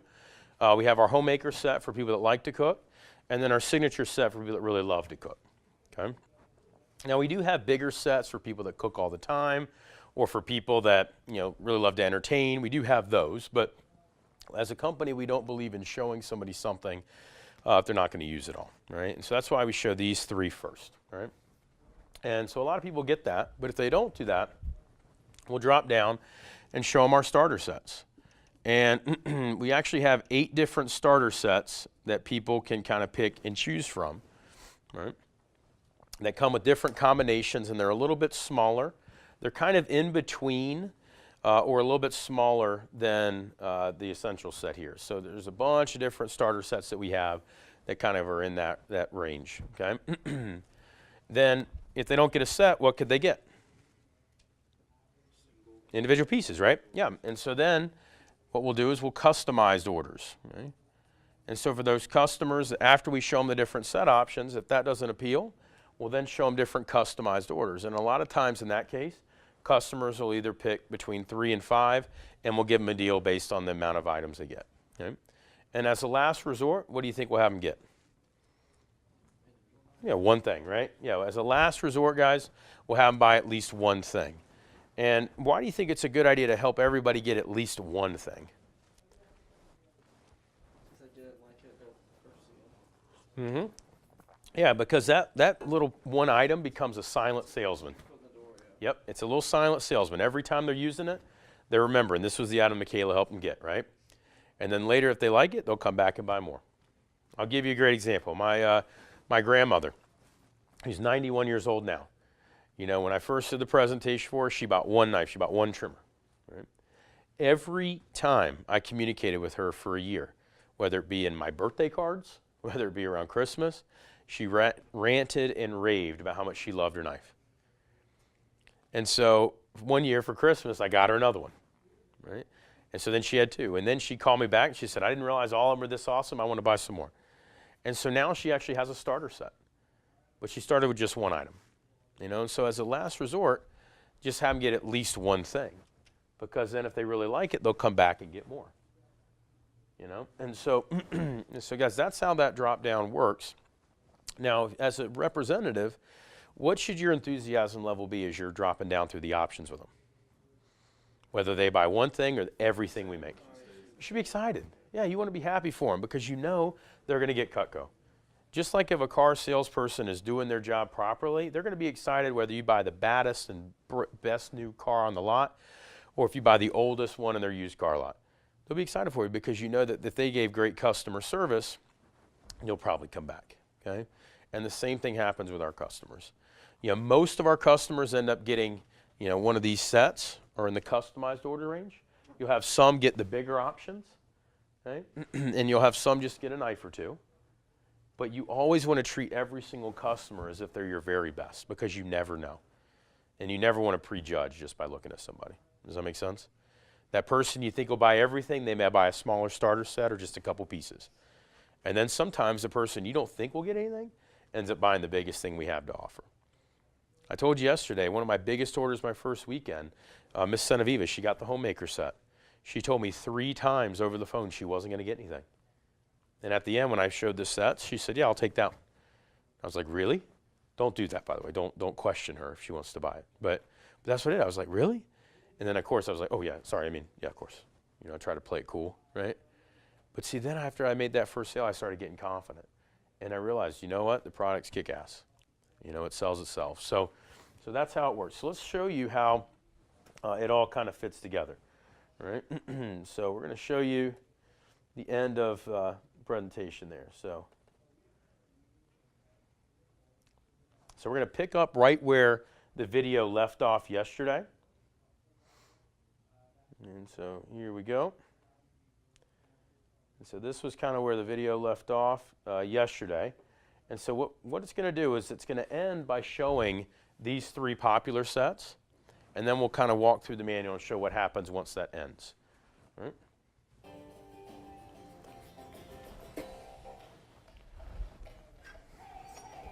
So let's begin with an entry-level set, the Cutco Essentials. It comes with a paring knife, petite carver, spatula spreader, petite chef knife, a handy turning fork, and a handsome oak block. Sold individually, you pay $539 for this versatile, hard-working collection. But as a set, you pay only 5 easy monthly payments of $103.8. That's a savings of over $32, and you've got a solid starter set that will last a lifetime. So guys, that ends up being about $26 out of their weekly budget. A $24 value for free. That's a total savings of $56. Looking for even more versatility and value? You'll want the homemaker set with a paring knife, a trimmer, spatula spreader, a petite carver, a turning fork, a butcher, a petite And this chef, is our most a popular spatula, set right here. carver, and carving fork. 8 table knives, your choice of a honey or cherry finish oak block, and a bonus sharpener. Sold individually, this selection of fine knives would total $1,373. But you can buy the set today for just 5 easy monthly payments of $244.80. You save $161. Plus, we'll include a free medium poly prep cutting board. So it ends up being about $60, $65 out of their weekly budget. Okay? Which if a husband and wife really wanted something that they could do, probably so, right? Further than the Cutco Signature Set, featuring an impressive array of the finest knives in the Cutco collection. You get a paring knife, a trimmer, spatula spreader, a petite carver, a turning fork, a butcher, a French chef, a slicer, a carver and carving fork, the petite santoku, a hearty slicer, this traditional cheese knife, 10 table knives, a sharpener, and your choice of a honey. So that's for people that really love to cook, right? This is a set any professional chef would be proud to own. You could pay $2,061 if you bought these individually. But today, the entire signature set, everything you see here, is yours for just 5 easy monthly payments of $366.20. Plus, with your purchase, we'll include a small, medium, and large poly prep board, together an $84 value, absolutely free. That brings your total savings to $326. And to help you decide, we'll include our world-famous super shears with the Essentials or Homemaker set. And if you purchase the signature set, you'll not only get our super shears, we'll include our kitchen tool set absolutely free. Ask your rep for details. This customer favorite has a 5-star rating for a reason. Strong and versatile, you can use them in the kitchen, the garden, anywhere. Cut everything from delicate herbs. You think that helps by throwing them some free stuff in the middle of it? Your regular Yeah. scissors just can't handle. Yeah, people love free stuff, right? Blades separate for easy cleaning. How powerful are the super shears? Strong enough to easily cut through this penny. These super shears are over a $110 value, but they're yours as a free gift with either the Essentials or Homemaker set. And if you decide to purchase our signature set, which comes with the super shears, you'll receive the kitchen tool set valued at nearly $210 when you order today. And now, your Cutco representative is ready to answer any questions you may have and help you choose the set that turns this into this, and this into this. Thanks for choosing Cutco. American made, forever guaranteed.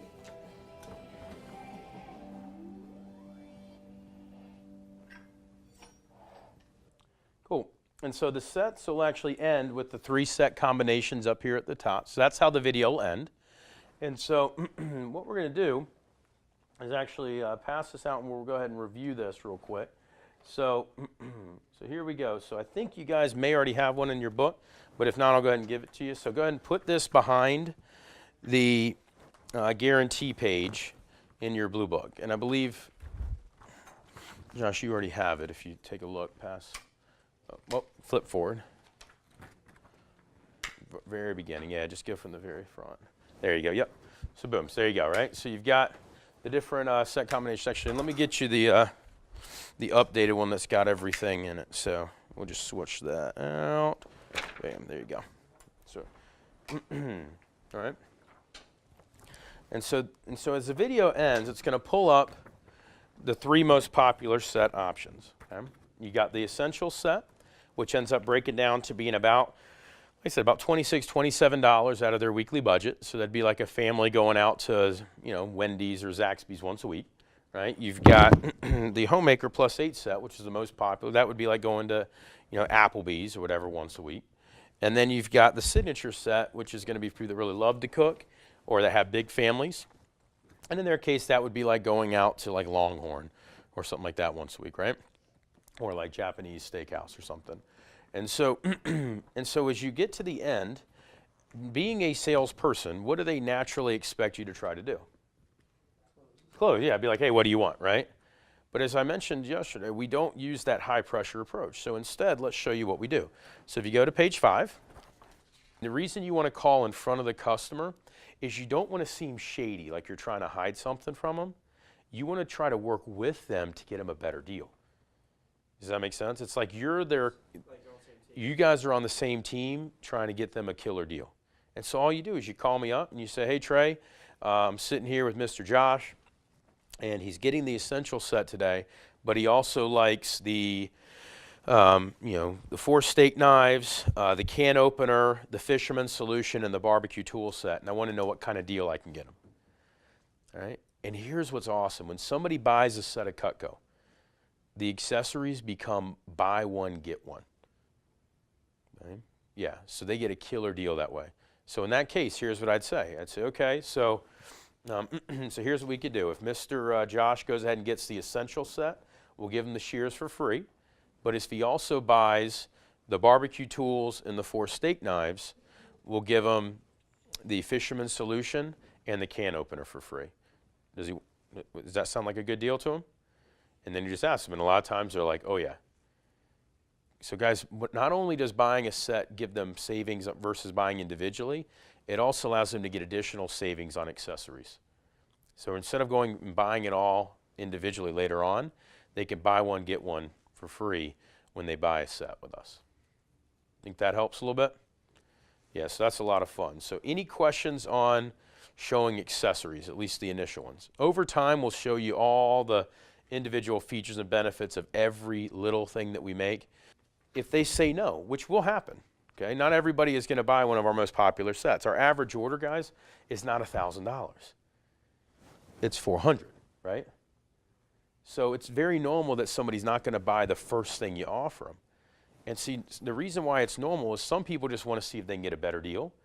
And then for some people, they have a different budget, and so they're dropped down to something smaller.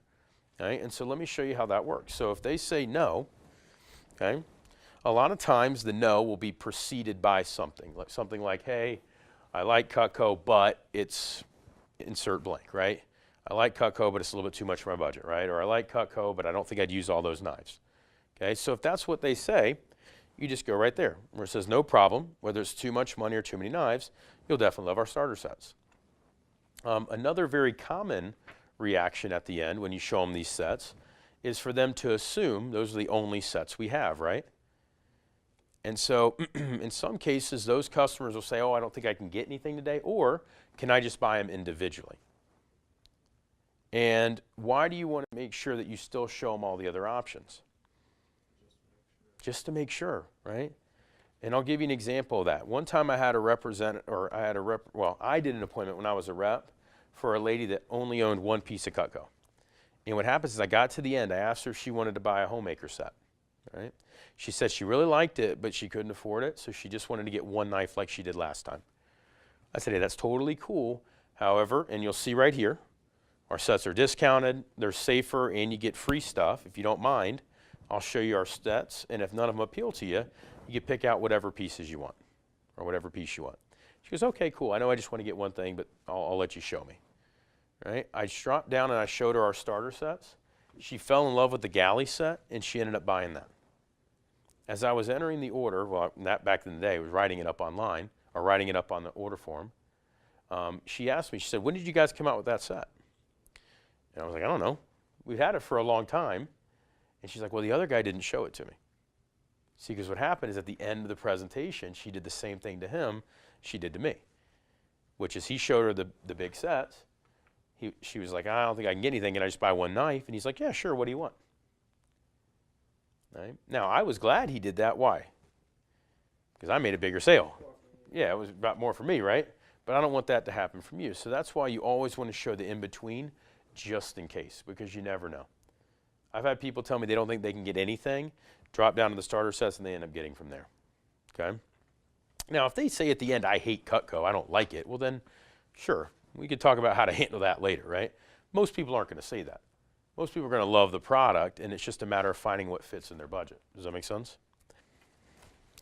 This is going to be the final drop down, and this helps to answer the question of what do I do if they say they're not getting anything no matter what, right? So you can get credit, do the full drop down, and here's how we'll know you did the presentation. Because one of the things in order to get eligible for base pay is we got to know you did the presentation, right? And so this is how we verify. So when you get down to the individual items, you say, Ms. Jones, you can customize your own set, and I could still get you something for free. Let's make a list of your 5 favorite pieces you see yourself using the most. And so by you creating that list of 5 that they would use the most, what does it tell you to do? Write down 5 favorite pieces and do what? Call the office. That's how we know you did the presentation. That's how you're going to get credit for the appointment. And that's usually where we can help you create a customized deal. So every presentation we give, we're gonna call. Yeah, you just give me a shout. For your first 2 weeks on the job until you get the hang of it, we're going to hand walk you through this thing. Yep. And then eventually you'll start learning how to make all the package deals and everything else, and we don't need to talk to you as much. And you've also established kind of that track record of trust, right, for your appointments. And so here's kind of how that works. When you write down the 5 they'll use the most, you call me up, and when you're showing these 5 knives, the way you do it is if you flip in your book past the starter sets, you're going to see all the individual knives. So you open up to that, you have them write down the 5 they'll use, you call me, and we'll work out a deal for them. So let's, again, use that as an example. So Mr. Josh, you're going to be the customer still. Pick out 5 knives you'd use the most. Trimmer, Yep, butcher knife, yep, slicer, yep, carver, yep. and the salmon knife. Perfect. Okay. And so those would be the 5 they would use the most. And so what's going to end up happening is you just write those down on a sheet of paper, right? And you call me up. And you say, hey, Trey, I'm sitting here with Mr. Josh, and we've gotten down to the drop down to the 5 knives. And the 5 he says he would use the most are boom, boom, boom, boom, boom. And so I want to know what kind of options we have. If you look below, there's a couple of specials that are there that the company recommends. But when you're new, we want to hook customers up more than the specials. Because these are people that you know, right? So we want to go above and beyond if at all possible. So in that case, what we'll do is we'll give a better deal. So let's say, for example, they pick these 5. Okay? And so the specials the company suggests are pick any 5 and give the super shears or 4 table knives free, right? Here's what I'll do instead. So when you call and you say, hey, these are the 5, I'll say, okay, I tell you what we can do there. If he gets those 5 knives, we can actually give him the super shears and any gadget between the ice cream scoop, pizza cutter, or can opener for free. And we'll also give him a storage tray to store it in. Now, is that a little bit better deal than what the book suggests? For sure. Do you think the customers may get pretty excited about hearing that as an option? Yeah, because they're buying 5 and they're getting 3 things in that case for free. Now, that's not always what we can do. Sometimes there's other options, but by you calling in, we can give them a better deal. Now, sometimes it's a matter of money, and so in that case, what you'll do is when we call in, a lot of times it's something along the lines of, hey, they like this, this, this, this, and this, but they're a little tight in their budget, so they're not sure if they can get anything. And I'll say, perfect. Well, I'll tell you what we can do. Since you do know them and since you're brand new, we're going to give them a killer deal. If they do decide to get, and we'll have them buy 4, give them one of the more expensive ones for free, break it up over 5 months to make it easier for their budget. And a lot of times those customers that say they can't get anything, when they see the killer deal, they see how little they have to pay, they're like, you know what? I actually can do that. Let's go ahead and do it. Occasionally when we give the deal, they say, you know what? That's still a little too much. And we may just have to drop down something smaller, get them 1 knife, or maybe it's a no sale. But see, by you calling in, what do I now know? Hey, you did the appointment. I also was able to give the customer the best deal. Because when can a customer get free stuff? When they buy when? They buy now. Okay, so that's why you always want to check in, because if customers don't buy anything that day, if they come back to you tomorrow and want to buy everything we make, they can't get anything for free. Part of being able to give a first call special or a buy now bonus is they have to actually buy now. So what that means is if they just buy something small today, later if they decide to upgrade to one of the bigger sets, they're still eligible for all the free stuff because now they're a Cutco owner and they bought from you on your first visit. It's like when you buy something online from Nike or another store and you put in your email address, now you start getting eligible for all those special deals and offers and stuff. They become what's called a preferred customer with us. So they get those extra hookups too. And so you may have some customers this weekend that already own Cutco and it's your first visit with them. So they get kind of a double whammy. They get hooked up with even more than what a normal customer would get hooked up with. Double whammy, you got it, right? It doesn't, like, you're still gonna answer even if it's a little later. Yeah, here's the thing. When you guys are brand new, your first weekend on the job, especially really your first week or two on the job, if I tell you I'm gonna be available for you, I'm available for you. Because I don't want to like get there and call and then get in touch with anybody. Here's the deal. You've already got the office phone number, and the office phone number is always forwarded to somebody's cell phone. So you either talk directly with me or one of our assistants on each of your appointments. And since you guys are just doing your first handful for your first 10 or 15 appointments anyway, I'm going to make sure I'm answering. So that's why I had you guys sign in with your appointment times, so that way we can make sure we're available during those times to answer calls. Early morning, late night, doesn't matter. You know, so long as we're awake, we will answer the phone. I mean, like if you do a demo at like 3 in the morning, yeah, I might not be able to pick up at that moment in time, so it may be a little difficult, right? Guys, let me introduce you to somebody else real quick. I know you guys know this person, but Caitlin, you want to come on up? I'll introduce you real quick. And so this is Caitlin Hensley. Caitlin actually started with us, let's see, this was this last June, right?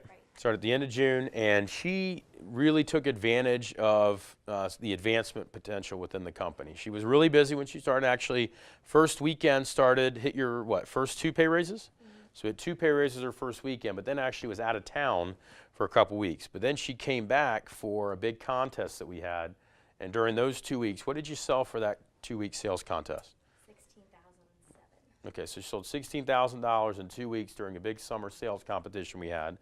And so her first 6 months on the job ended up selling what, like 90 grand? So sold 90 grand her first 6 months on the job with their pay raises, commission and everything, made about $35,000 her first 6 months on the job. Did such a great job, got accepted into Leadership Academy, and then ran her own office this past year, this past summer up in Athens, Georgia, where she was one of the top 20 in the whole company for new branch offices. I know when you first started, you actually had another full-time career position. And any reason why you made the switch here full-time versus working there full-time? The people. Cool. And A lot younger, a lot more fun. more fun, all right. And let me ask you this, any tips for the group? Take advantage of your fast start, that's a definite, and just follow your manual. Sometimes you might be tempted to throw your own stuff in or kind of veer off. Just follow it, stick to it. It's there for a reason, so just use it. Excellent. And what do you like the most about the product? Well, I use it every day, so I love it. And then my family loves it too, so that's nice. You feel good about actually showing it to people. Cool. Yep. And I know when you first started, family wasn't necessarily the most supportive in the world. In fact, you know, your aunt, I remember, was real skeptical, but she's since become how many times has she purchased now? Several times, and actually encouraged her daughter to come get a job here too this past summer. So. Yep. And her daughter Taylor ended up hitting 2 pay raises before going back full time with softball up in college. So it's kind of a cool transition. So if you have somebody that's not super supportive, that's kind of normal until they see the quality of the product and the presentation, and they usually end up doing a 180 after seeing how great the product is. So let's go ahead and give Caitlin a hand. So 1, 2, 3. Beautiful. All right. So here's what we're going to do. We're going to practice the presentation real quick, and then we're going to take a break. All right. And so the first thing you're going to notice as you get your price list is that there's hundreds of different options that customers can make when purchasing Cutco. So we can customize it to anybody's interests, needs, wants, desires, right? I will say this though, there are certain things that most people choose to end up purchasing, which is why we put them in strategic places on the price list. So we're going to go ahead and look at this together, and then I'm going to show you how to enter orders online, okay? So if you look at the first page here, these are going to be all the sets, okay? On the left-hand side, you'll notice everything has an item number. So what is the item number for the Homemaker Plus 8? 2018. Beside that is going to be the color code. C stands for Classic, which is a darker color. W stands for what? Pearl white. Yep. And R stands for what, you think? Red. Now, as you notice, not every single thing comes in red, but most things now are available in red. And so if you have a customer that sees the red in the blue book, feel free to go ahead and ask them what color preference they have. They can pick and choose there. So then if you go down to the right of that, you're going to see the description of what they're purchasing. To the right of that is going to be the retail price. That's what a customer pays. To the right of that is going to be the CPO value. That's what you get paid on. Okay, we can't pay you for the postage, packing, shipping, and delivery of the product. We can't pay you for all the logistics of getting it to a customer. We can't pay you for all that, but we can pay you for the CPO value. So when you look right here, where it says CPO value, that stands for commissions paid on, and so that is what your pay will be based on. So for your incentives, it'll be there. So for example, if you're brand new and you sell a homemaker set, the CPO value is $11.46, correct? So the first 1,000 of that order, you'll make 10%. Everything above it, you'll make 15%. Okay, so if you're on your very first appointment today, you sell a homemaker plus 8, you will have made over $100 for that appointment. Sure beats 15, doesn't it? So what's better, showing Cutco or selling it?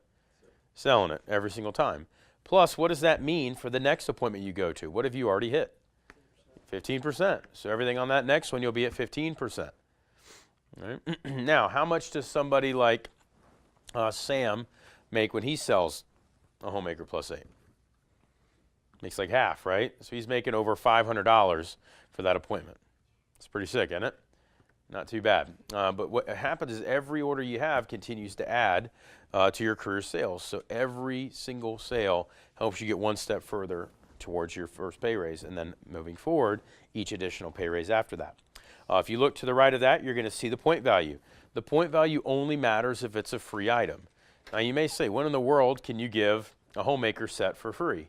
Well, do any of you guys know people that have multiple homes? By show of hands. Okay, so if they have multiple homes and they buy multiple sets, if they buy 3 sets, we can give them a 4th one free. And so one of our biggest orders that we had of over $10,000, we've actually had 5 orders in this office of over $10,000. Most of them come to people who do already own it, but in the case that I'm referring to, they actually bought 8 homemaker plus 8s, and we gave them 2 for free. And that's a pretty fun little order, right? So, so let's keep on moving. So if you go down below there, you'll see the other starter sets, and then you'll see at the very bottom some of our bigger sets. So the Ultimate, the Signature, those are some of the big dog ones for people that really love to cook. If you look to the right of that, you're going to see the homemaker pieces. Those are going to be all the individual knives. Okay? If you go on the inside, you'll see table knife sets and steak knife sets listed right there. Down below, all the gift sets. These are all things found in the back in the accessories booklet. Down below, you'll see the kitchen tool set with accessories. Go ahead and put a little star by or underline item number 1718. That 5-piece kitchen tool set with the holder. That's what they get for free if they get the signature set. Right. If you go to the top right of that page, now you're on specialty knives. Right. Below specialty knives, you're going to see just different knife and sheath combos. You'll see storage options listed below that. So those are for if somebody just wants to buy a bigger block or to upgrade their set, they could do that. If you flip to the next page, you're going to see different gadgets listed. Down below that, you're going to see the super shears and as well as other accessories. Go ahead and underline that the super shears, item number 77. So that's what they get for free with any of our starter sets. Right. Then down below that, you're going to see sporting and hunting knives. To the top right, you're going to see the flatware chest, okay, and some of the different flatware options and the garden tools. What I will say about our flatware, guys, that is amazing. If you look at the one right there, item number 1984, you'll see it's the 12 5-piece stainless steel flatware settings with the free storage chest. Okay, that comes with 60 pieces of Cutco. Right, that's it right there. You'll see it comes with 60 pieces of Cutco. It's actually the biggest built-in discount that we have. The retail value of that set's over $2,000. They get it for $13.99, so it's a sick discount for getting that. And it also comes with a free storage chest to store it in. So that's a very, very popular gift item for people that already own Cutco. So if you know anybody that loves to entertain or they have really big families, a lot of times they'll add that at the end under the accessories, and you go ahead and enter it there. Okay? So let's go ahead and show you how to enter the orders online. So if you go to, we're going to do it on the TV. You guys will be able to enter this in once training is finished. But the website where you'll enter in your orders is actually vectorconnect.com. The first time you do this, we'll probably be on the phone with you, kind of walking you through how to do it, just so you get the hang of it. In the meanwhile, though, I'll show you how to do it right up here. All right. So when you go to log in,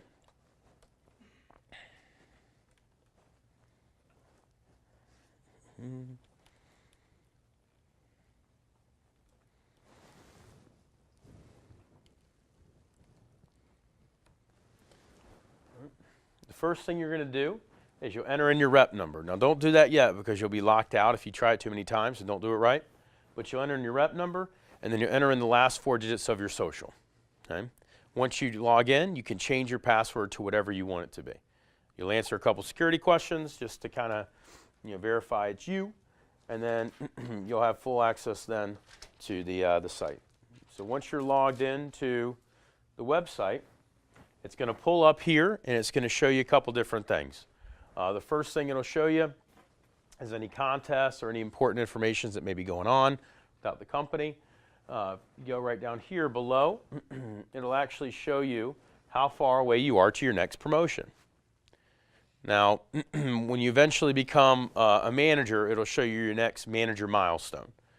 And so people that I trained have sold over $42 million worth of this stuff. So that's what that's saying there. Okay. So then, if you go up here to the top left, underneath where it says Rollo or Orders, you'll click on Enter Orders. And then once this is pulled up, all you do is just click on Customer Order, and then we'll walk you through the rest. So who in here has started thinking about their first customer? Anybody started thinking about that at all? Okay, so let's say your first customer you go and meet with ends up getting a set. Okay, so we'll just go ahead and click right here under Using Today's Date. Right down here on the drop down, we'll click Regular Customer Order. Underneath of here, you'll see it says Use Catalog Pricing. Do not use catalog pricing. If you use catalog pricing, you cannot give things for free. Does that make sense? Down below, though, you can click Virtual Demo. Virtual Demo means you did an online appointment with somebody. Virtual Demo, in this case, is going to be in person, so you click No.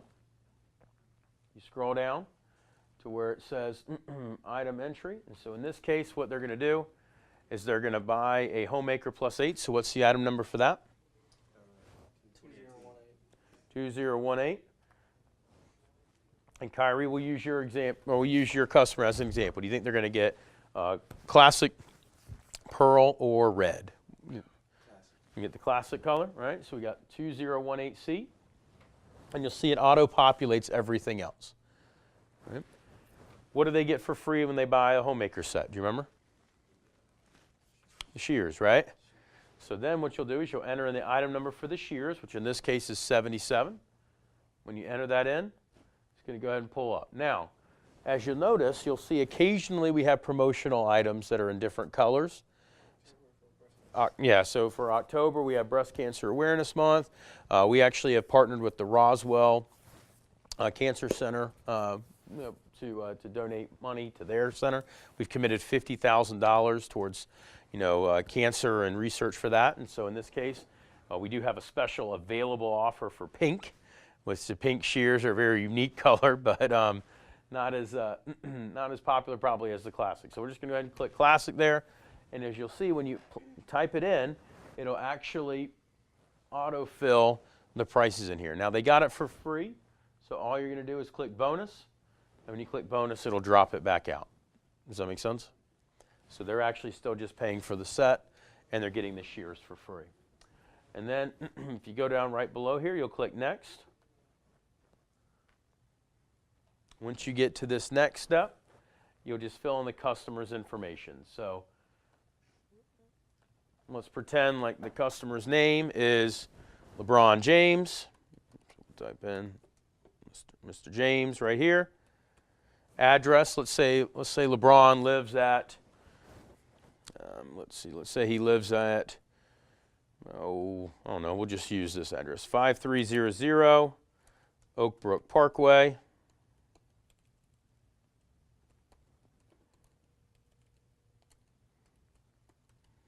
Right.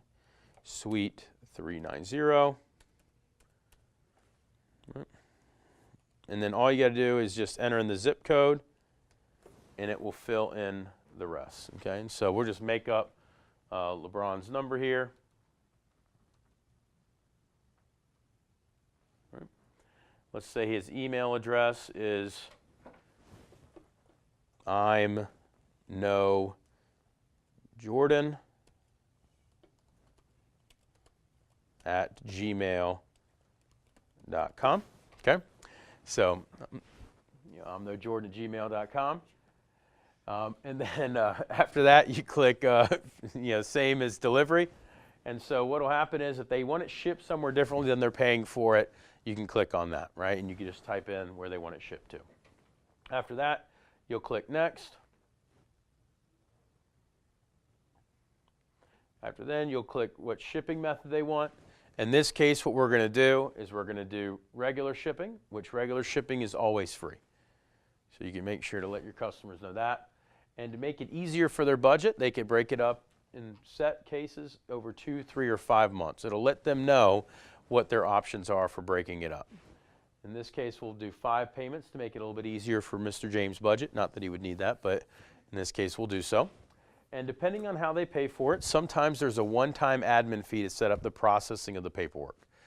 Very similar to like a convenience charge, you know what I'm talking about? If you pay your electric bill online, or the other reason they do a convenience charge, like when you buy movie tickets or other things like that, there'll be like a little convenience charge to set up the paperwork and stuff. That's what we're doing. Over here on the right, it'll actually break down all the numbers for you. And so all you need to do is just fill in the suggested amount that's listed below there. It automatically gives you the amount that would be broken up over 5 months when you pick 5 months. If you pick 2 months, it'll give you the amount there, and so on and so forth. Okay? So what they're paying today would be the $272.42. Then you go down below there, balance due is 1090.1. And you always want the adjustment amount to be 0, okay? The reason you want it to be 0 is if you enter an order incorrectly, guess who pays the difference? Actually, you pay half and I pay half. There's many of you, there's only one of me. So that's why, you just want to make sure that you're charging them the right amount. Does that make sense? And now, if you accidentally charge them like $1,000 too little, they're not going to charge you $500 and me $500. They're just going to say, hey, the order's not going through. What I'm talking about is if you charge them like $2 little, they'll charge you $1 and me $1. Does that make sense? So just make sure the adjustment amount always says 0. That also lets you know that you did it correct. Okay? Then after you do that, you'll click next. Down below there, it'll just kind of review everything one more time for you. You click next again. Now the only part that tends to throw people off a little bit when they're new, as they're entering in this, is right here. It'll ask you if you have an order number. Here in this office, to save trees and also to be more secure, we do not do paper order forms. Okay, we found it to be a lot more effective, a lot more efficient, and a lot more secure to not have customers write down their card number on a sheet of paper. Does that make sense? So in this case, all you do is you just go down below, you click Give Me an Order Number. Okay. It'll ask you to enter in your password just to make sure that you, agree not to enter the order more than once. You click Submit. It says you're not going to enter this order more than once. You say yes. Then you go down below here. You type in your card number, expiration date, and you're good to go. Okay. The only other thing that you can also do is you can give them a customer email thanking them for their order. Right? And so in this case, we'll do new customer. And so it says, Dear LeBron James, and then it autofills the rest. Does that make sense? Cool. Any questions on entering orders online? We will walk you through this the first time just to make sure you got the hang of it. Okay. I do want to introduce you to somebody real quick. And so this is Bradley Yates. Bradley's also one of our assistant managers here in the office, and Bradley's kind of a cool story. He is a great example of how quickly you could advance. He started with us in February, and while being a full-time student, got promoted when? End of April, is that right? Yes. Or is it beginning of May? It was right around the beginning of Yeah, so got promoted beginning of May. He really took advantage of his Fast Start contest, and While being a full-time student, you sold how much? Remember? 6,000 in my fast. Cool. So sold about 6,000. So he hit 3 pay raises in his first 10 days on the job. Not bad as a full-time student to make a grand in 10 days. Any tips for the group? Do as many demos as you can your first 3 days, and that's about it. Have fun. Cool. So have fun. And do you remember how many appointments it took you to hit your first promotion? I hit my first promotion, my first demo.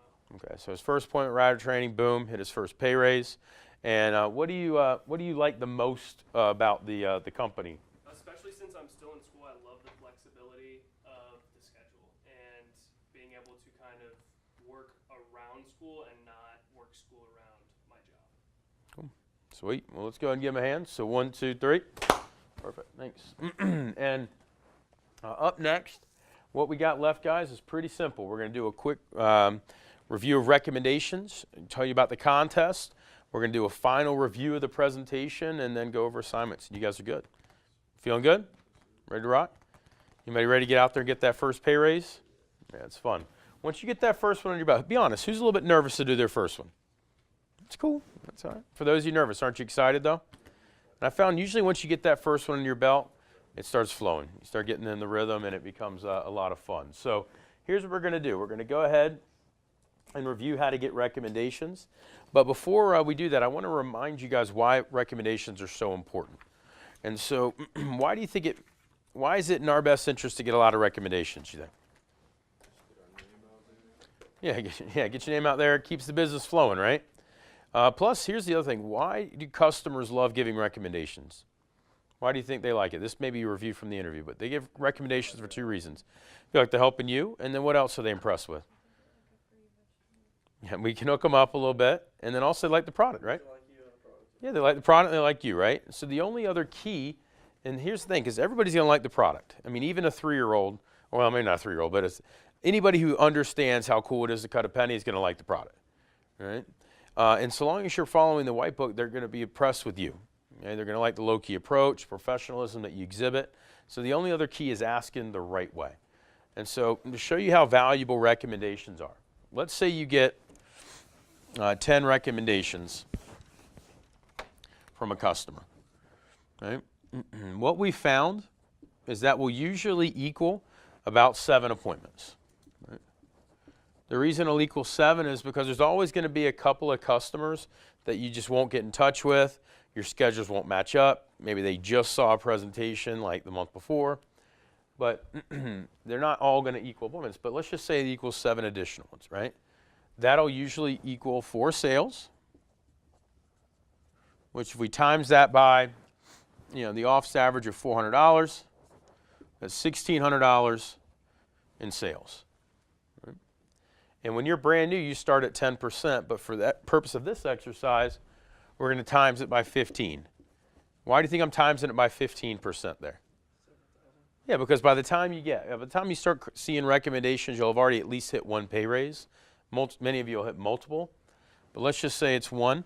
Well, in that case, you're going to make $240 in income off of those 10 recommendations. And so if 10 recs equals about $240, how much is each recommendation worth then? About $24. And so if I told you for this weekend, for every recommendation you got, I'd give you $24 cash on Monday, how hard would you work to get recommendations? Pretty hard, right? So how hard do you want to work on this section? Pretty hard, all right? And so there's really just 3 steps to getting recommendations. The first step is we'll ask a customer to jot down 10 to 15 names and numbers. And you may say, why 10 to 15? That sounds like a lot. Well, we used to just ask for 4 or 5. And when we asked for 4 or 5, guess how many we got? Like 2 or 3. Yep. Because if you ask the average person to do this much, they'll give you this much or a little bit less if they can get away with it, right? Think about it. When you're in school, teachers ask you to write a 5-page paper. How many pages do you write? Maybe 5. Yeah, right at 5, maybe 4.5, and you start spacing it out a little bit, right? Start getting a little creative with the margins and the font, right? Make the periods bigger, right? You start double spacing a little bit. You got it. Well, the same thing happens with customers. You ask them for 4 or 5, you'll get 2 or 3. You start asking for 10 to 15, you'll get 5 or 10, okay? So that's the first step. The second step is we'll give a customers a text message that they could send to their friends. So that way it's a warm phone call when we make those calls to the recommendations.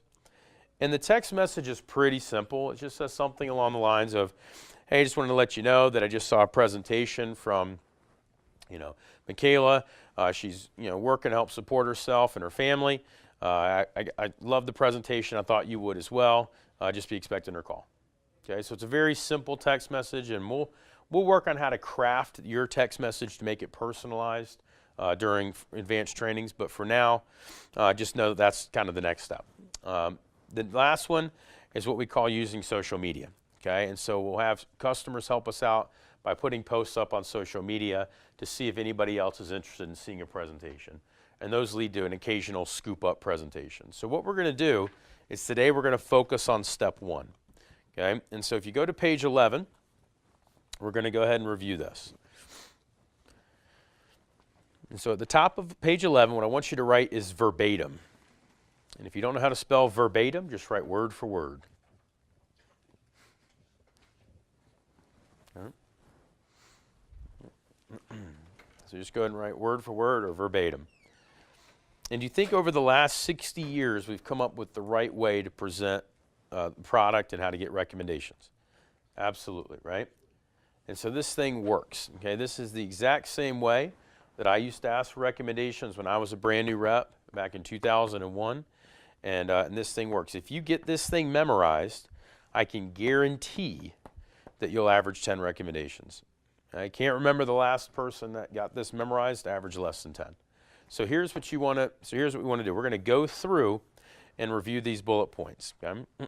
And every sentence is in here for a reason. So that's why you want to make sure you're doing it word for word.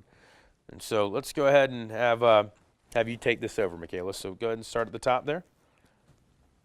Ms. Jones, how did you like my demo? Okay. And what do you think they're going to say, guys, when you ask them how you like the demo? Say, oh, you did a great job, right? So they like the product, they like you. So you're kind of just getting that out there, right? Keep on reading. Great. Go ahead and pull out your cell phone because there's one more very important part. Here's where you can really help me out. Okay, and so you see where it says, here's where you can really help me out? Go ahead and underline that part right there. Because see, a lot of times people think they help you out when they buy. Well, who are they really helping out when they buy? Themselves, yeah. I mean, let's think about it for a second. Somebody goes out and buys a homemaker.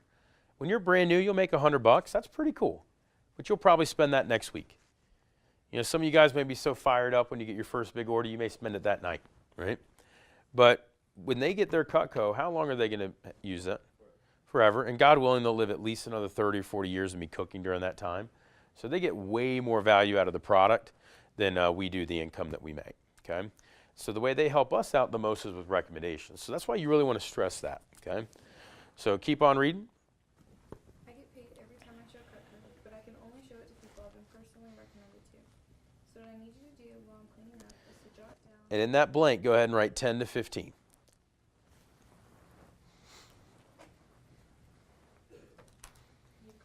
Mm-hmm.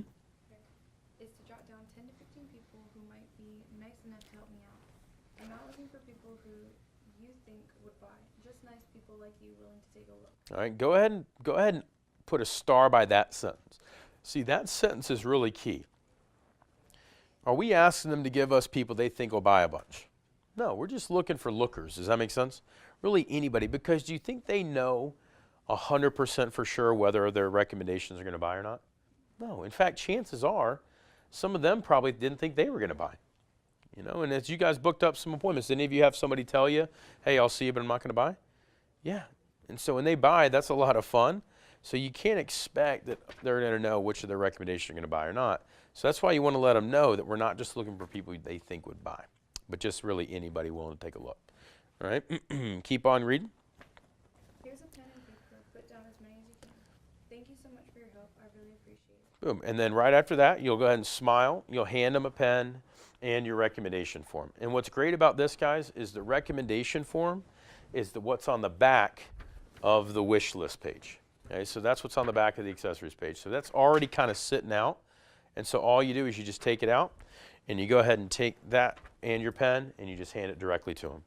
And when you hand it directly to them, what do? They take it. Does that make sense? So make sure you actually hand it directly to the customer. Don't just set it down on the on the table there. Okay, because if you do that, they may not know if you're waiting for something or if you're, if you're done. So actually hand it directly to them. And then what does it tell you to do after you hand them a pen and paper? What's the last two words there? Clean up, right? So as soon as you hand them that sheet of paper, you're going to take out that yellow polishing cloth, and that yellow polishing cloth is going to make you a lot of money. Because while they start writing people down, what should you start doing? Start polishing.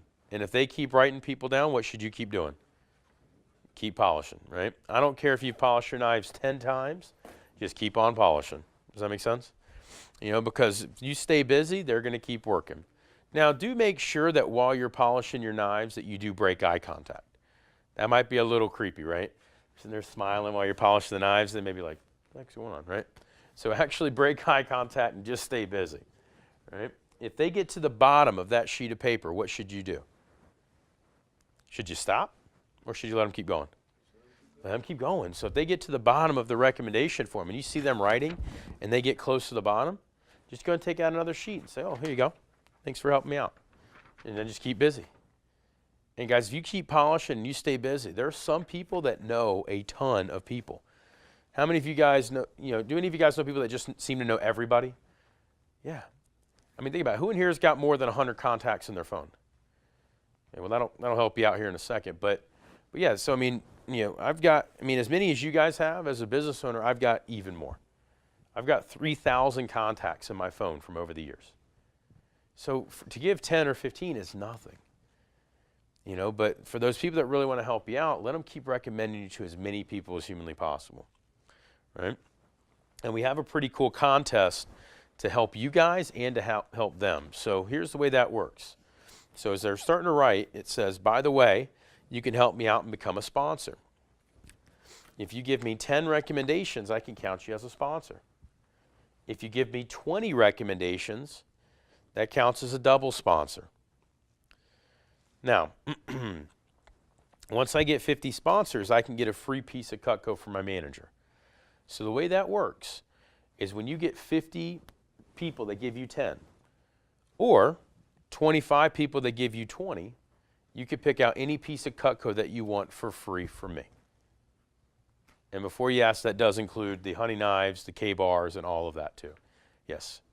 So anything that Cutco makes, you can pick out a piece of Cutco that you want. Now, you can't be like, oh, I want one signature set. It doesn't work that way. But you can get any individual item that Cutco makes. Basically, you just can pick, you open up the price list, you pick whatever one item that you want for free, boom, it's yours. Now, if they give you 20, right, double sponsors, so now they're helping you twice, that's where we can give them a peeler for free. Okay, so right where it says double sponsor, right beside that, free peeler. So if they fill up the page for you, you get to hook them up and give them a free vegetable peeler. You think some people get motivated by that? Absolutely. And so that's how you can get to those customers where you don't get just 10, but maybe 15 or 20.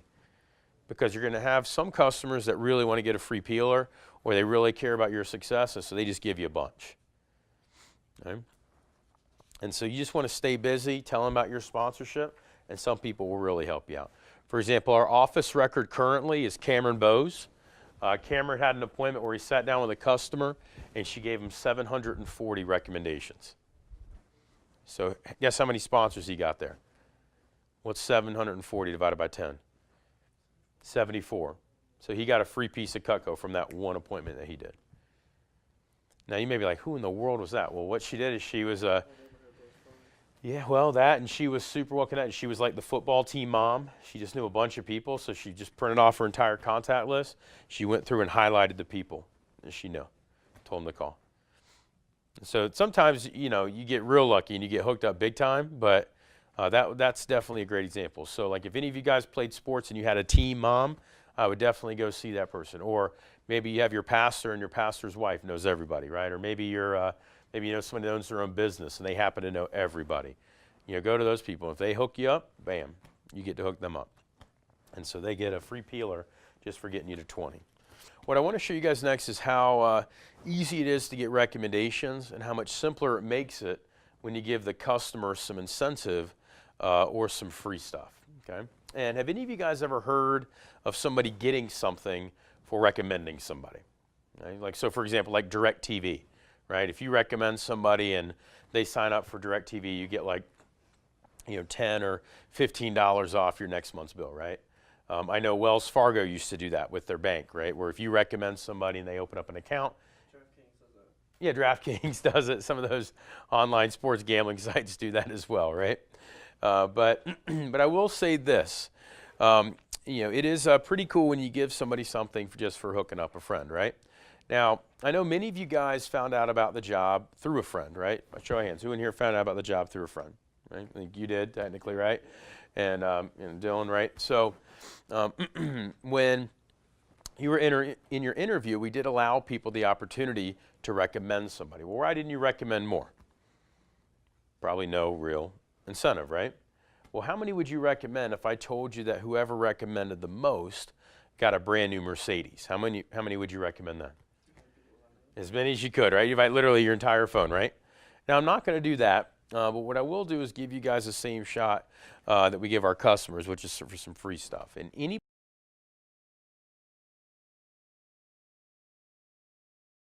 All right, Trailblazers, our PR incentive contest is as follows. And you all received this document at the beginning of part 2 of training, but I just want to walk you through it now. So 2 qualified PRs, up to $112 worth of free Cutco. 4 qualified PRs, pick any piece of Cutco in the book. That's not a set, and that's not the signature or ultimate block. But anything else, it's yours. 6 qualified PRs, Ray-Ban sunglasses or Beats headphones. Everything up to this level, level 6, is cumulative. And then 10 qualified PRs, iPhone 8 or Samsung Galaxy S8. You can't win the sunglasses or headphones and the phone, just one of these 2 levels. And to have a qualified PR, they must have at least 250 in sales, which is 1 average order. So let's go through the process of how we are going to attain these PRs. So you received an email recently, and this is a PR email. At the bottom of the PR email, you'll find a link to an app. Go ahead and download the app. And if you are an Apple user, you will have to trust or have your phone trust this app. And so to do that, after you download the app, just follow this process. Go to Settings, General, Device Management, Vector, and Trust. All right, after you've trusted the app, this process is really simple. So we're just going to log in to the app here. The ID number will be your rep ID number, which is an 8-digit number located in the upper left corner of your contract. I believe it's also in the PR email itself. This is an important number for some other things also, so you'll want to write this down, preferably on the front of your manual. So we log in, enter the phone's area code, let the intros begin, give the app access to your contacts, and then this part, to simplify, we're just going to upload all of your contacts for now. That doesn't mean that we're going to text them all. That's definitely not the case. But instead of going through and picking out individual ones not to select now, that'll take you a lot of time. So to speed up the process, we'll just select everybody, and then you and I will go through later to take off the ones that we don't want to send a text to. So select all of your contacts, and then click Next. You can skip the editing part. We'll take care of this later, just to save you some time now. All right, at the end of this process, you'll see thank you, and then this percentage should be 100%. If it reads 100%, you know that you've done it correctly. If not, you probably did something wrong. So 100%. And then the next step is to choose the message which we will send your friends. So there's two choices here, the first message or the second message. I tend to lean towards the second message. It's been a little bit more effective, but this is totally your choice. You can choose the first or the second message. Approve, message, and send. Again, this does not mean that the texts will be sent to your contacts. That's not the case until later on after you and I go through to take out the people we don't want to text. And there are a couple other steps here in the app, but you can skip these. They aren't important. So skip all these and you're done.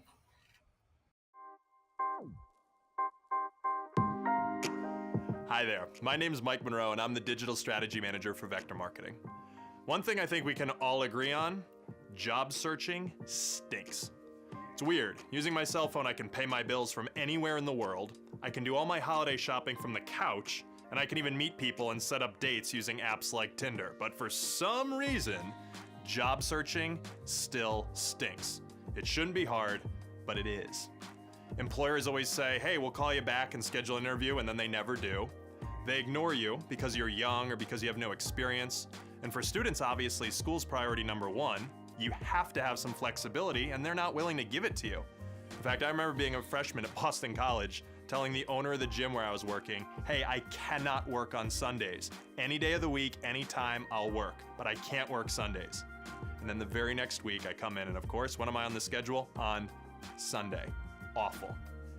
Now, as a company, we don't want that to be us. We want to make it easy for people to find work. We want to make it easy for young people to build their resume and easy to get experience. Your manager isn't some cocky boss who won't give young people the time of day. We want to interview everybody in a 50-mile radius of where you're sitting, and we want to build the best team that we possibly can. And we want to help people learn the truth about Vector, not some stupid stuff they can read online. We want to show them how selling Cutco helped all of us and how it can help them. And the way we do that is with our Team Builder app. This app is awesome. It allows us to make as many introductions as possible, and here's the important part, as quickly as possible. How it works is like this. You submit names to the app, and don't worry, by the way, this is a safe app. We're not gonna sell their information or bug them nonstop until they agree to sell knives with us. Hi, Steven, this is Alice. I work with Mike Monroe, who has some nice things to say about you. Our office has some immediate openings, so we asked the team if they knew anybody they'd recommend, which is how I got your number. If your schedule's full, I apologize for intruding, but if you want to learn more, click the link below for the position description. It's flexible, the people are fun, and the pay's pretty solid. Now, if they're not looking for work, no problem. It takes 10 seconds to read that text. Maybe they have questions, no problem there either. Our staff can answer them right then and there. And if they're curious and they want to learn more about our company, then they can click the position description and come in for an interview. Company policy is this: we will guarantee anybody an interview, not a position, but an interview, if they know you. But wait a minute, how do they know this is legit and we didn't just get their number randomly? Well, that's the beauty of the app. For every person you introduce to us, the app will generate a text message to your manager, and the text will come directly to our servers, so it won't even show up in your outgoing texts, and it won't cost you anything if you don't have unlimited texting. And the text will say something like, I want to recommend someone to the team, Steven Ryan. I don't know if Steven's looking for work, but is definitely worth interviewing if you have the time. Or maybe, I have somebody you should interview, Steven Ryan. Steven might be pretty busy, but would definitely check it out. This way, when we reach out to your friend, we can show them this text message and verify that the introduction is real. We found that this extra step makes the process way more trustworthy and is also a lot more comfortable for everybody. As we sit here, there are people you know throughout North America that don't know a whole lot about Vector, and they're gonna get this text message, and they're gonna be curious, and they're gonna wanna learn more, and they're gonna come in for an interview. They're gonna see Cutco, and they're gonna be blown away. Their income will be changed, sure, but more importantly, their life could be changed as well. And this app takes all the pain out of searching for work. They can apply, respond, or ignore us at their leisure. And no, our staff members will not be offended if somebody is rude to us, I promise. We've all had bad days, it's not a big deal to us at all. We will never hold it against you for trying to help others, or for trying to help build the team, or for trying to make our office and our company as awesome as possible. On my end, I hope I get to meet you at one of our conferences one day. Congratulations on being part of our organization. Thank you so much for being willing to help other people and selflessly help your friends.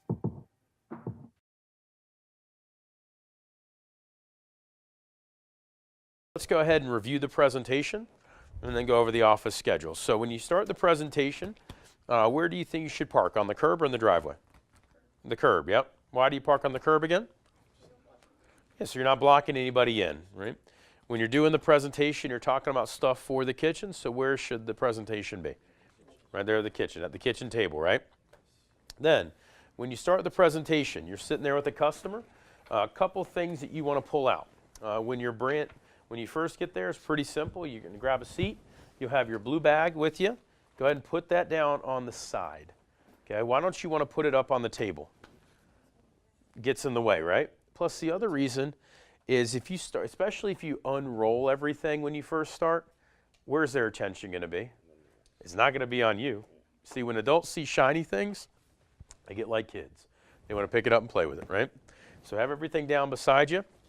All you want to pull out is you can have your blue book out, you have your white book in front of you, and then go ahead and take your computer and just kind of have that sitting off to the side. Does that make sense?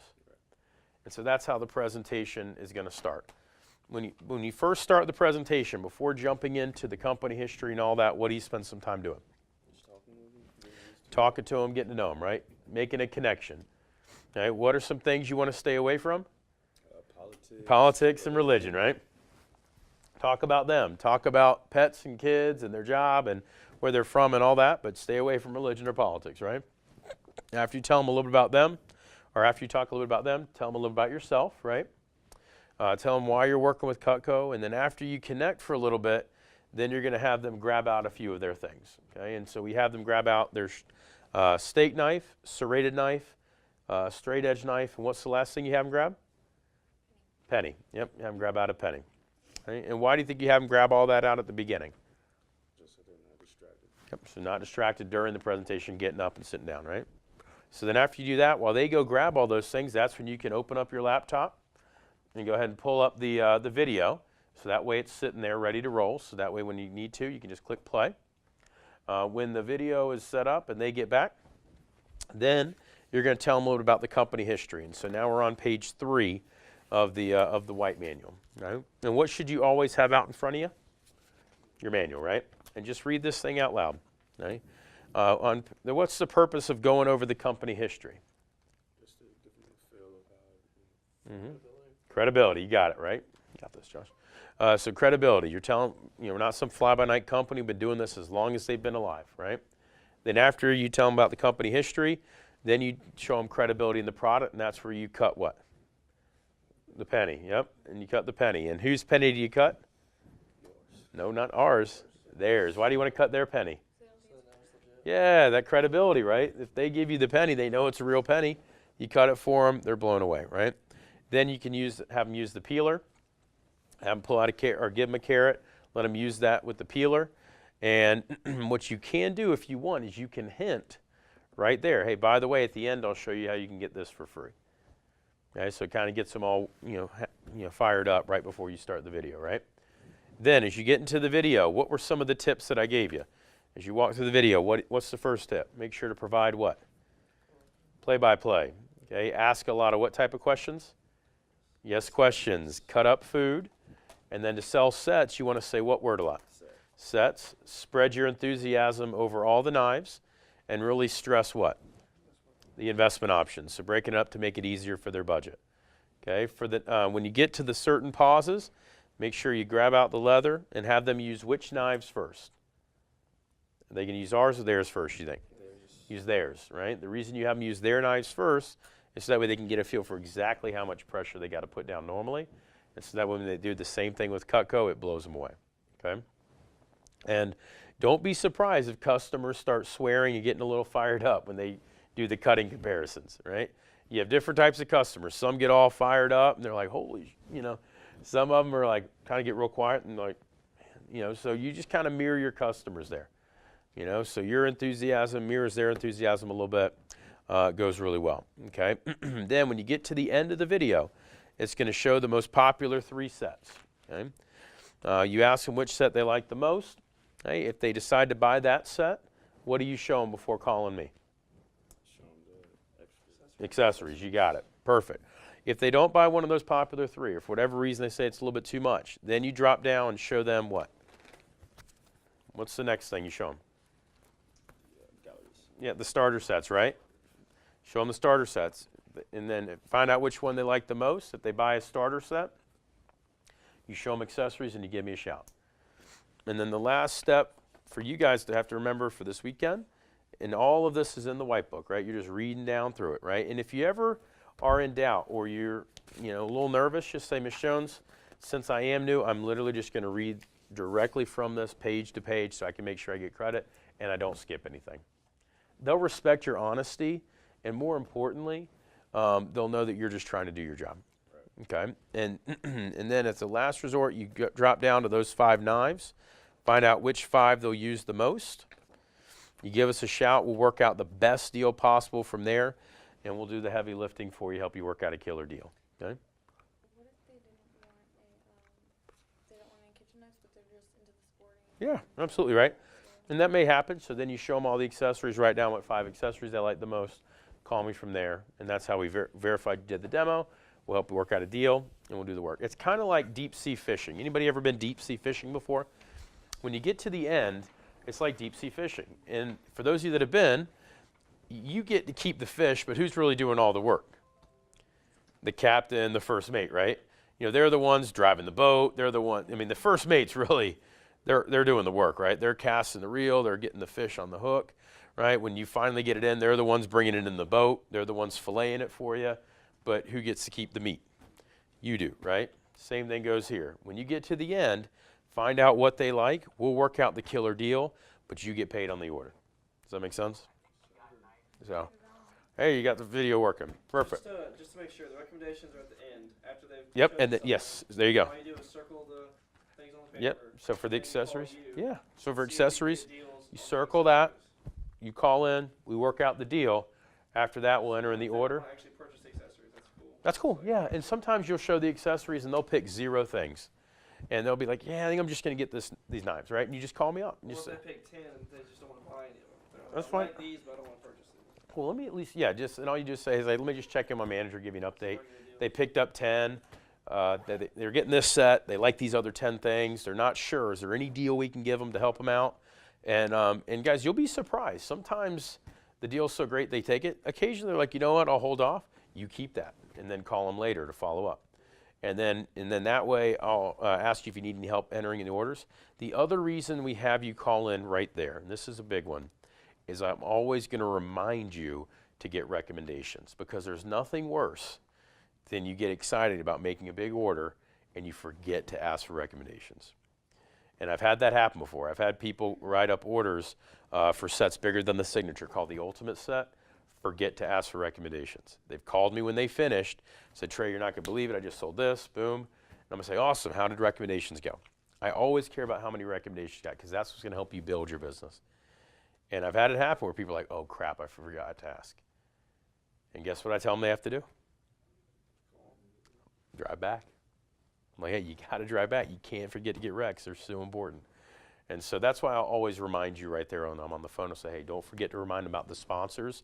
And if they get to 20, we'll give them the peeler free. So go ahead and just update me when you get finished. And so a lot of times when you get done with that, if you need any help, when you're new, a lot of times I'll have you just follow up at the end just to kind of update with questions. Eventually what will happen is you can just send me a text after you got the hang of it. Hey, just want to give you an update. The final deal went well. They gave me this many recommendations. It's perfect. Cool. Hey, you guys got this down. You guys knew a lot more than you thought you knew. All right. Now, Welcome back, Trailblazers. Congratulations on finishing the training videos. I want to fill in a couple holes here in your demo. And we'll start with the dropping down process. So we're here on the website, mycutcodemo.com. Of course, there's a video that you play for the customer. And then at the end of the video, they have the 3 set options: the essential set, the homemaker set, and the signature set. Now, if the customer does not want one of those 3 options, on page 5 of your manual kind of tells you what to do, but I'll show you what to do here on the website as well. We're going to go to Explore and then Best Deals.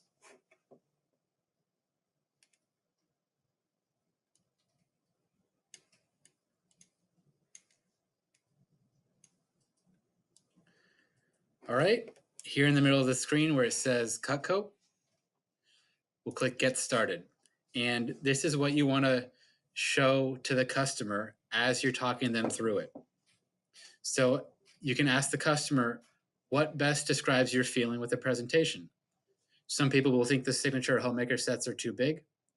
Some people will want to see something more budget friendly. Some people will want to know what's the biggest and best set that we have. And others won't be so sure, or maybe just want to browse a little bit. So let's say somebody thinks the signature and the homemaker sets are too big. So we simply click on that option, and it takes us to the galley set.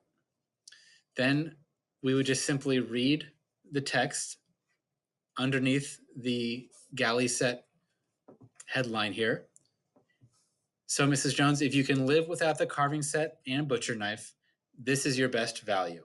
It has a paring, trimmer, spatula, petite carver, fork, slicer, chef, and 6 table knives, and it's $185 per month. What do you think of this one? And the customer will say, yeah, let's do it, or no thanks, what else is there? So whatever they choose, that's what we click on. This is the studio set. It includes a paring, spatula, trimmer, petite carver, 4 table knives, and is $117 per month. What do you think?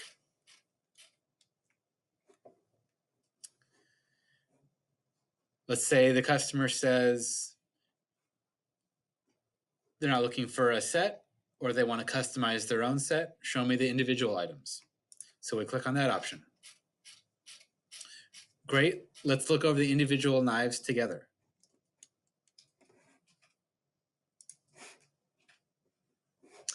And at this point, if the customer wants to look at individual knives, we go back to the Explore menu, go down and click on Wish List.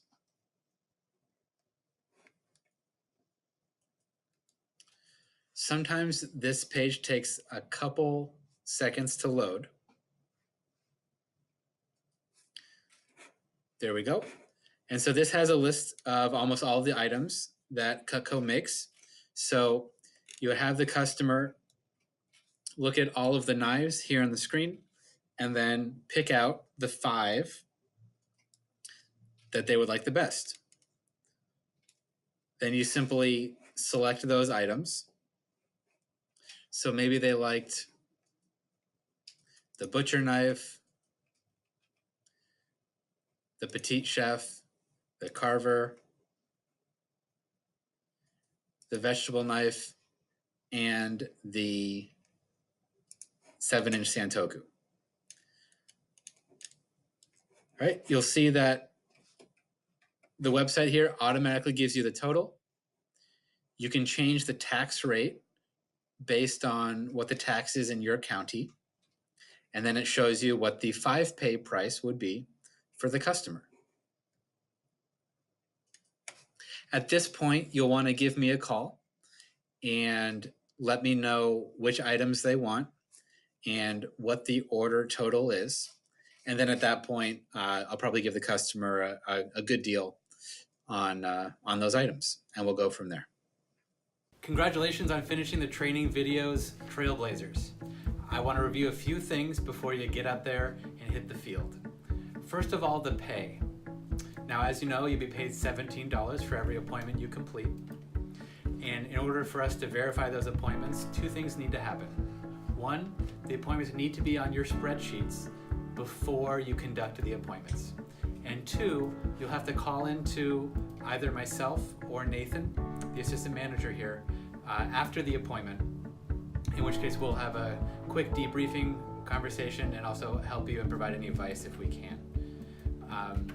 In terms of calling into us, there is no such thing as calling in too much. So we'll hear from you at least after your appointments, but if you want to call us during the appointments, if you have a question or if the customer has a question and you don't know the answer, just give us a call.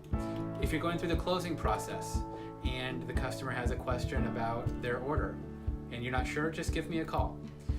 When you get to the drop-down part where the customer picks out their 5 favorite knives, go ahead and just enter those items into the spreadsheet, into the website, and then give us a call and we'll give you the best price that we can.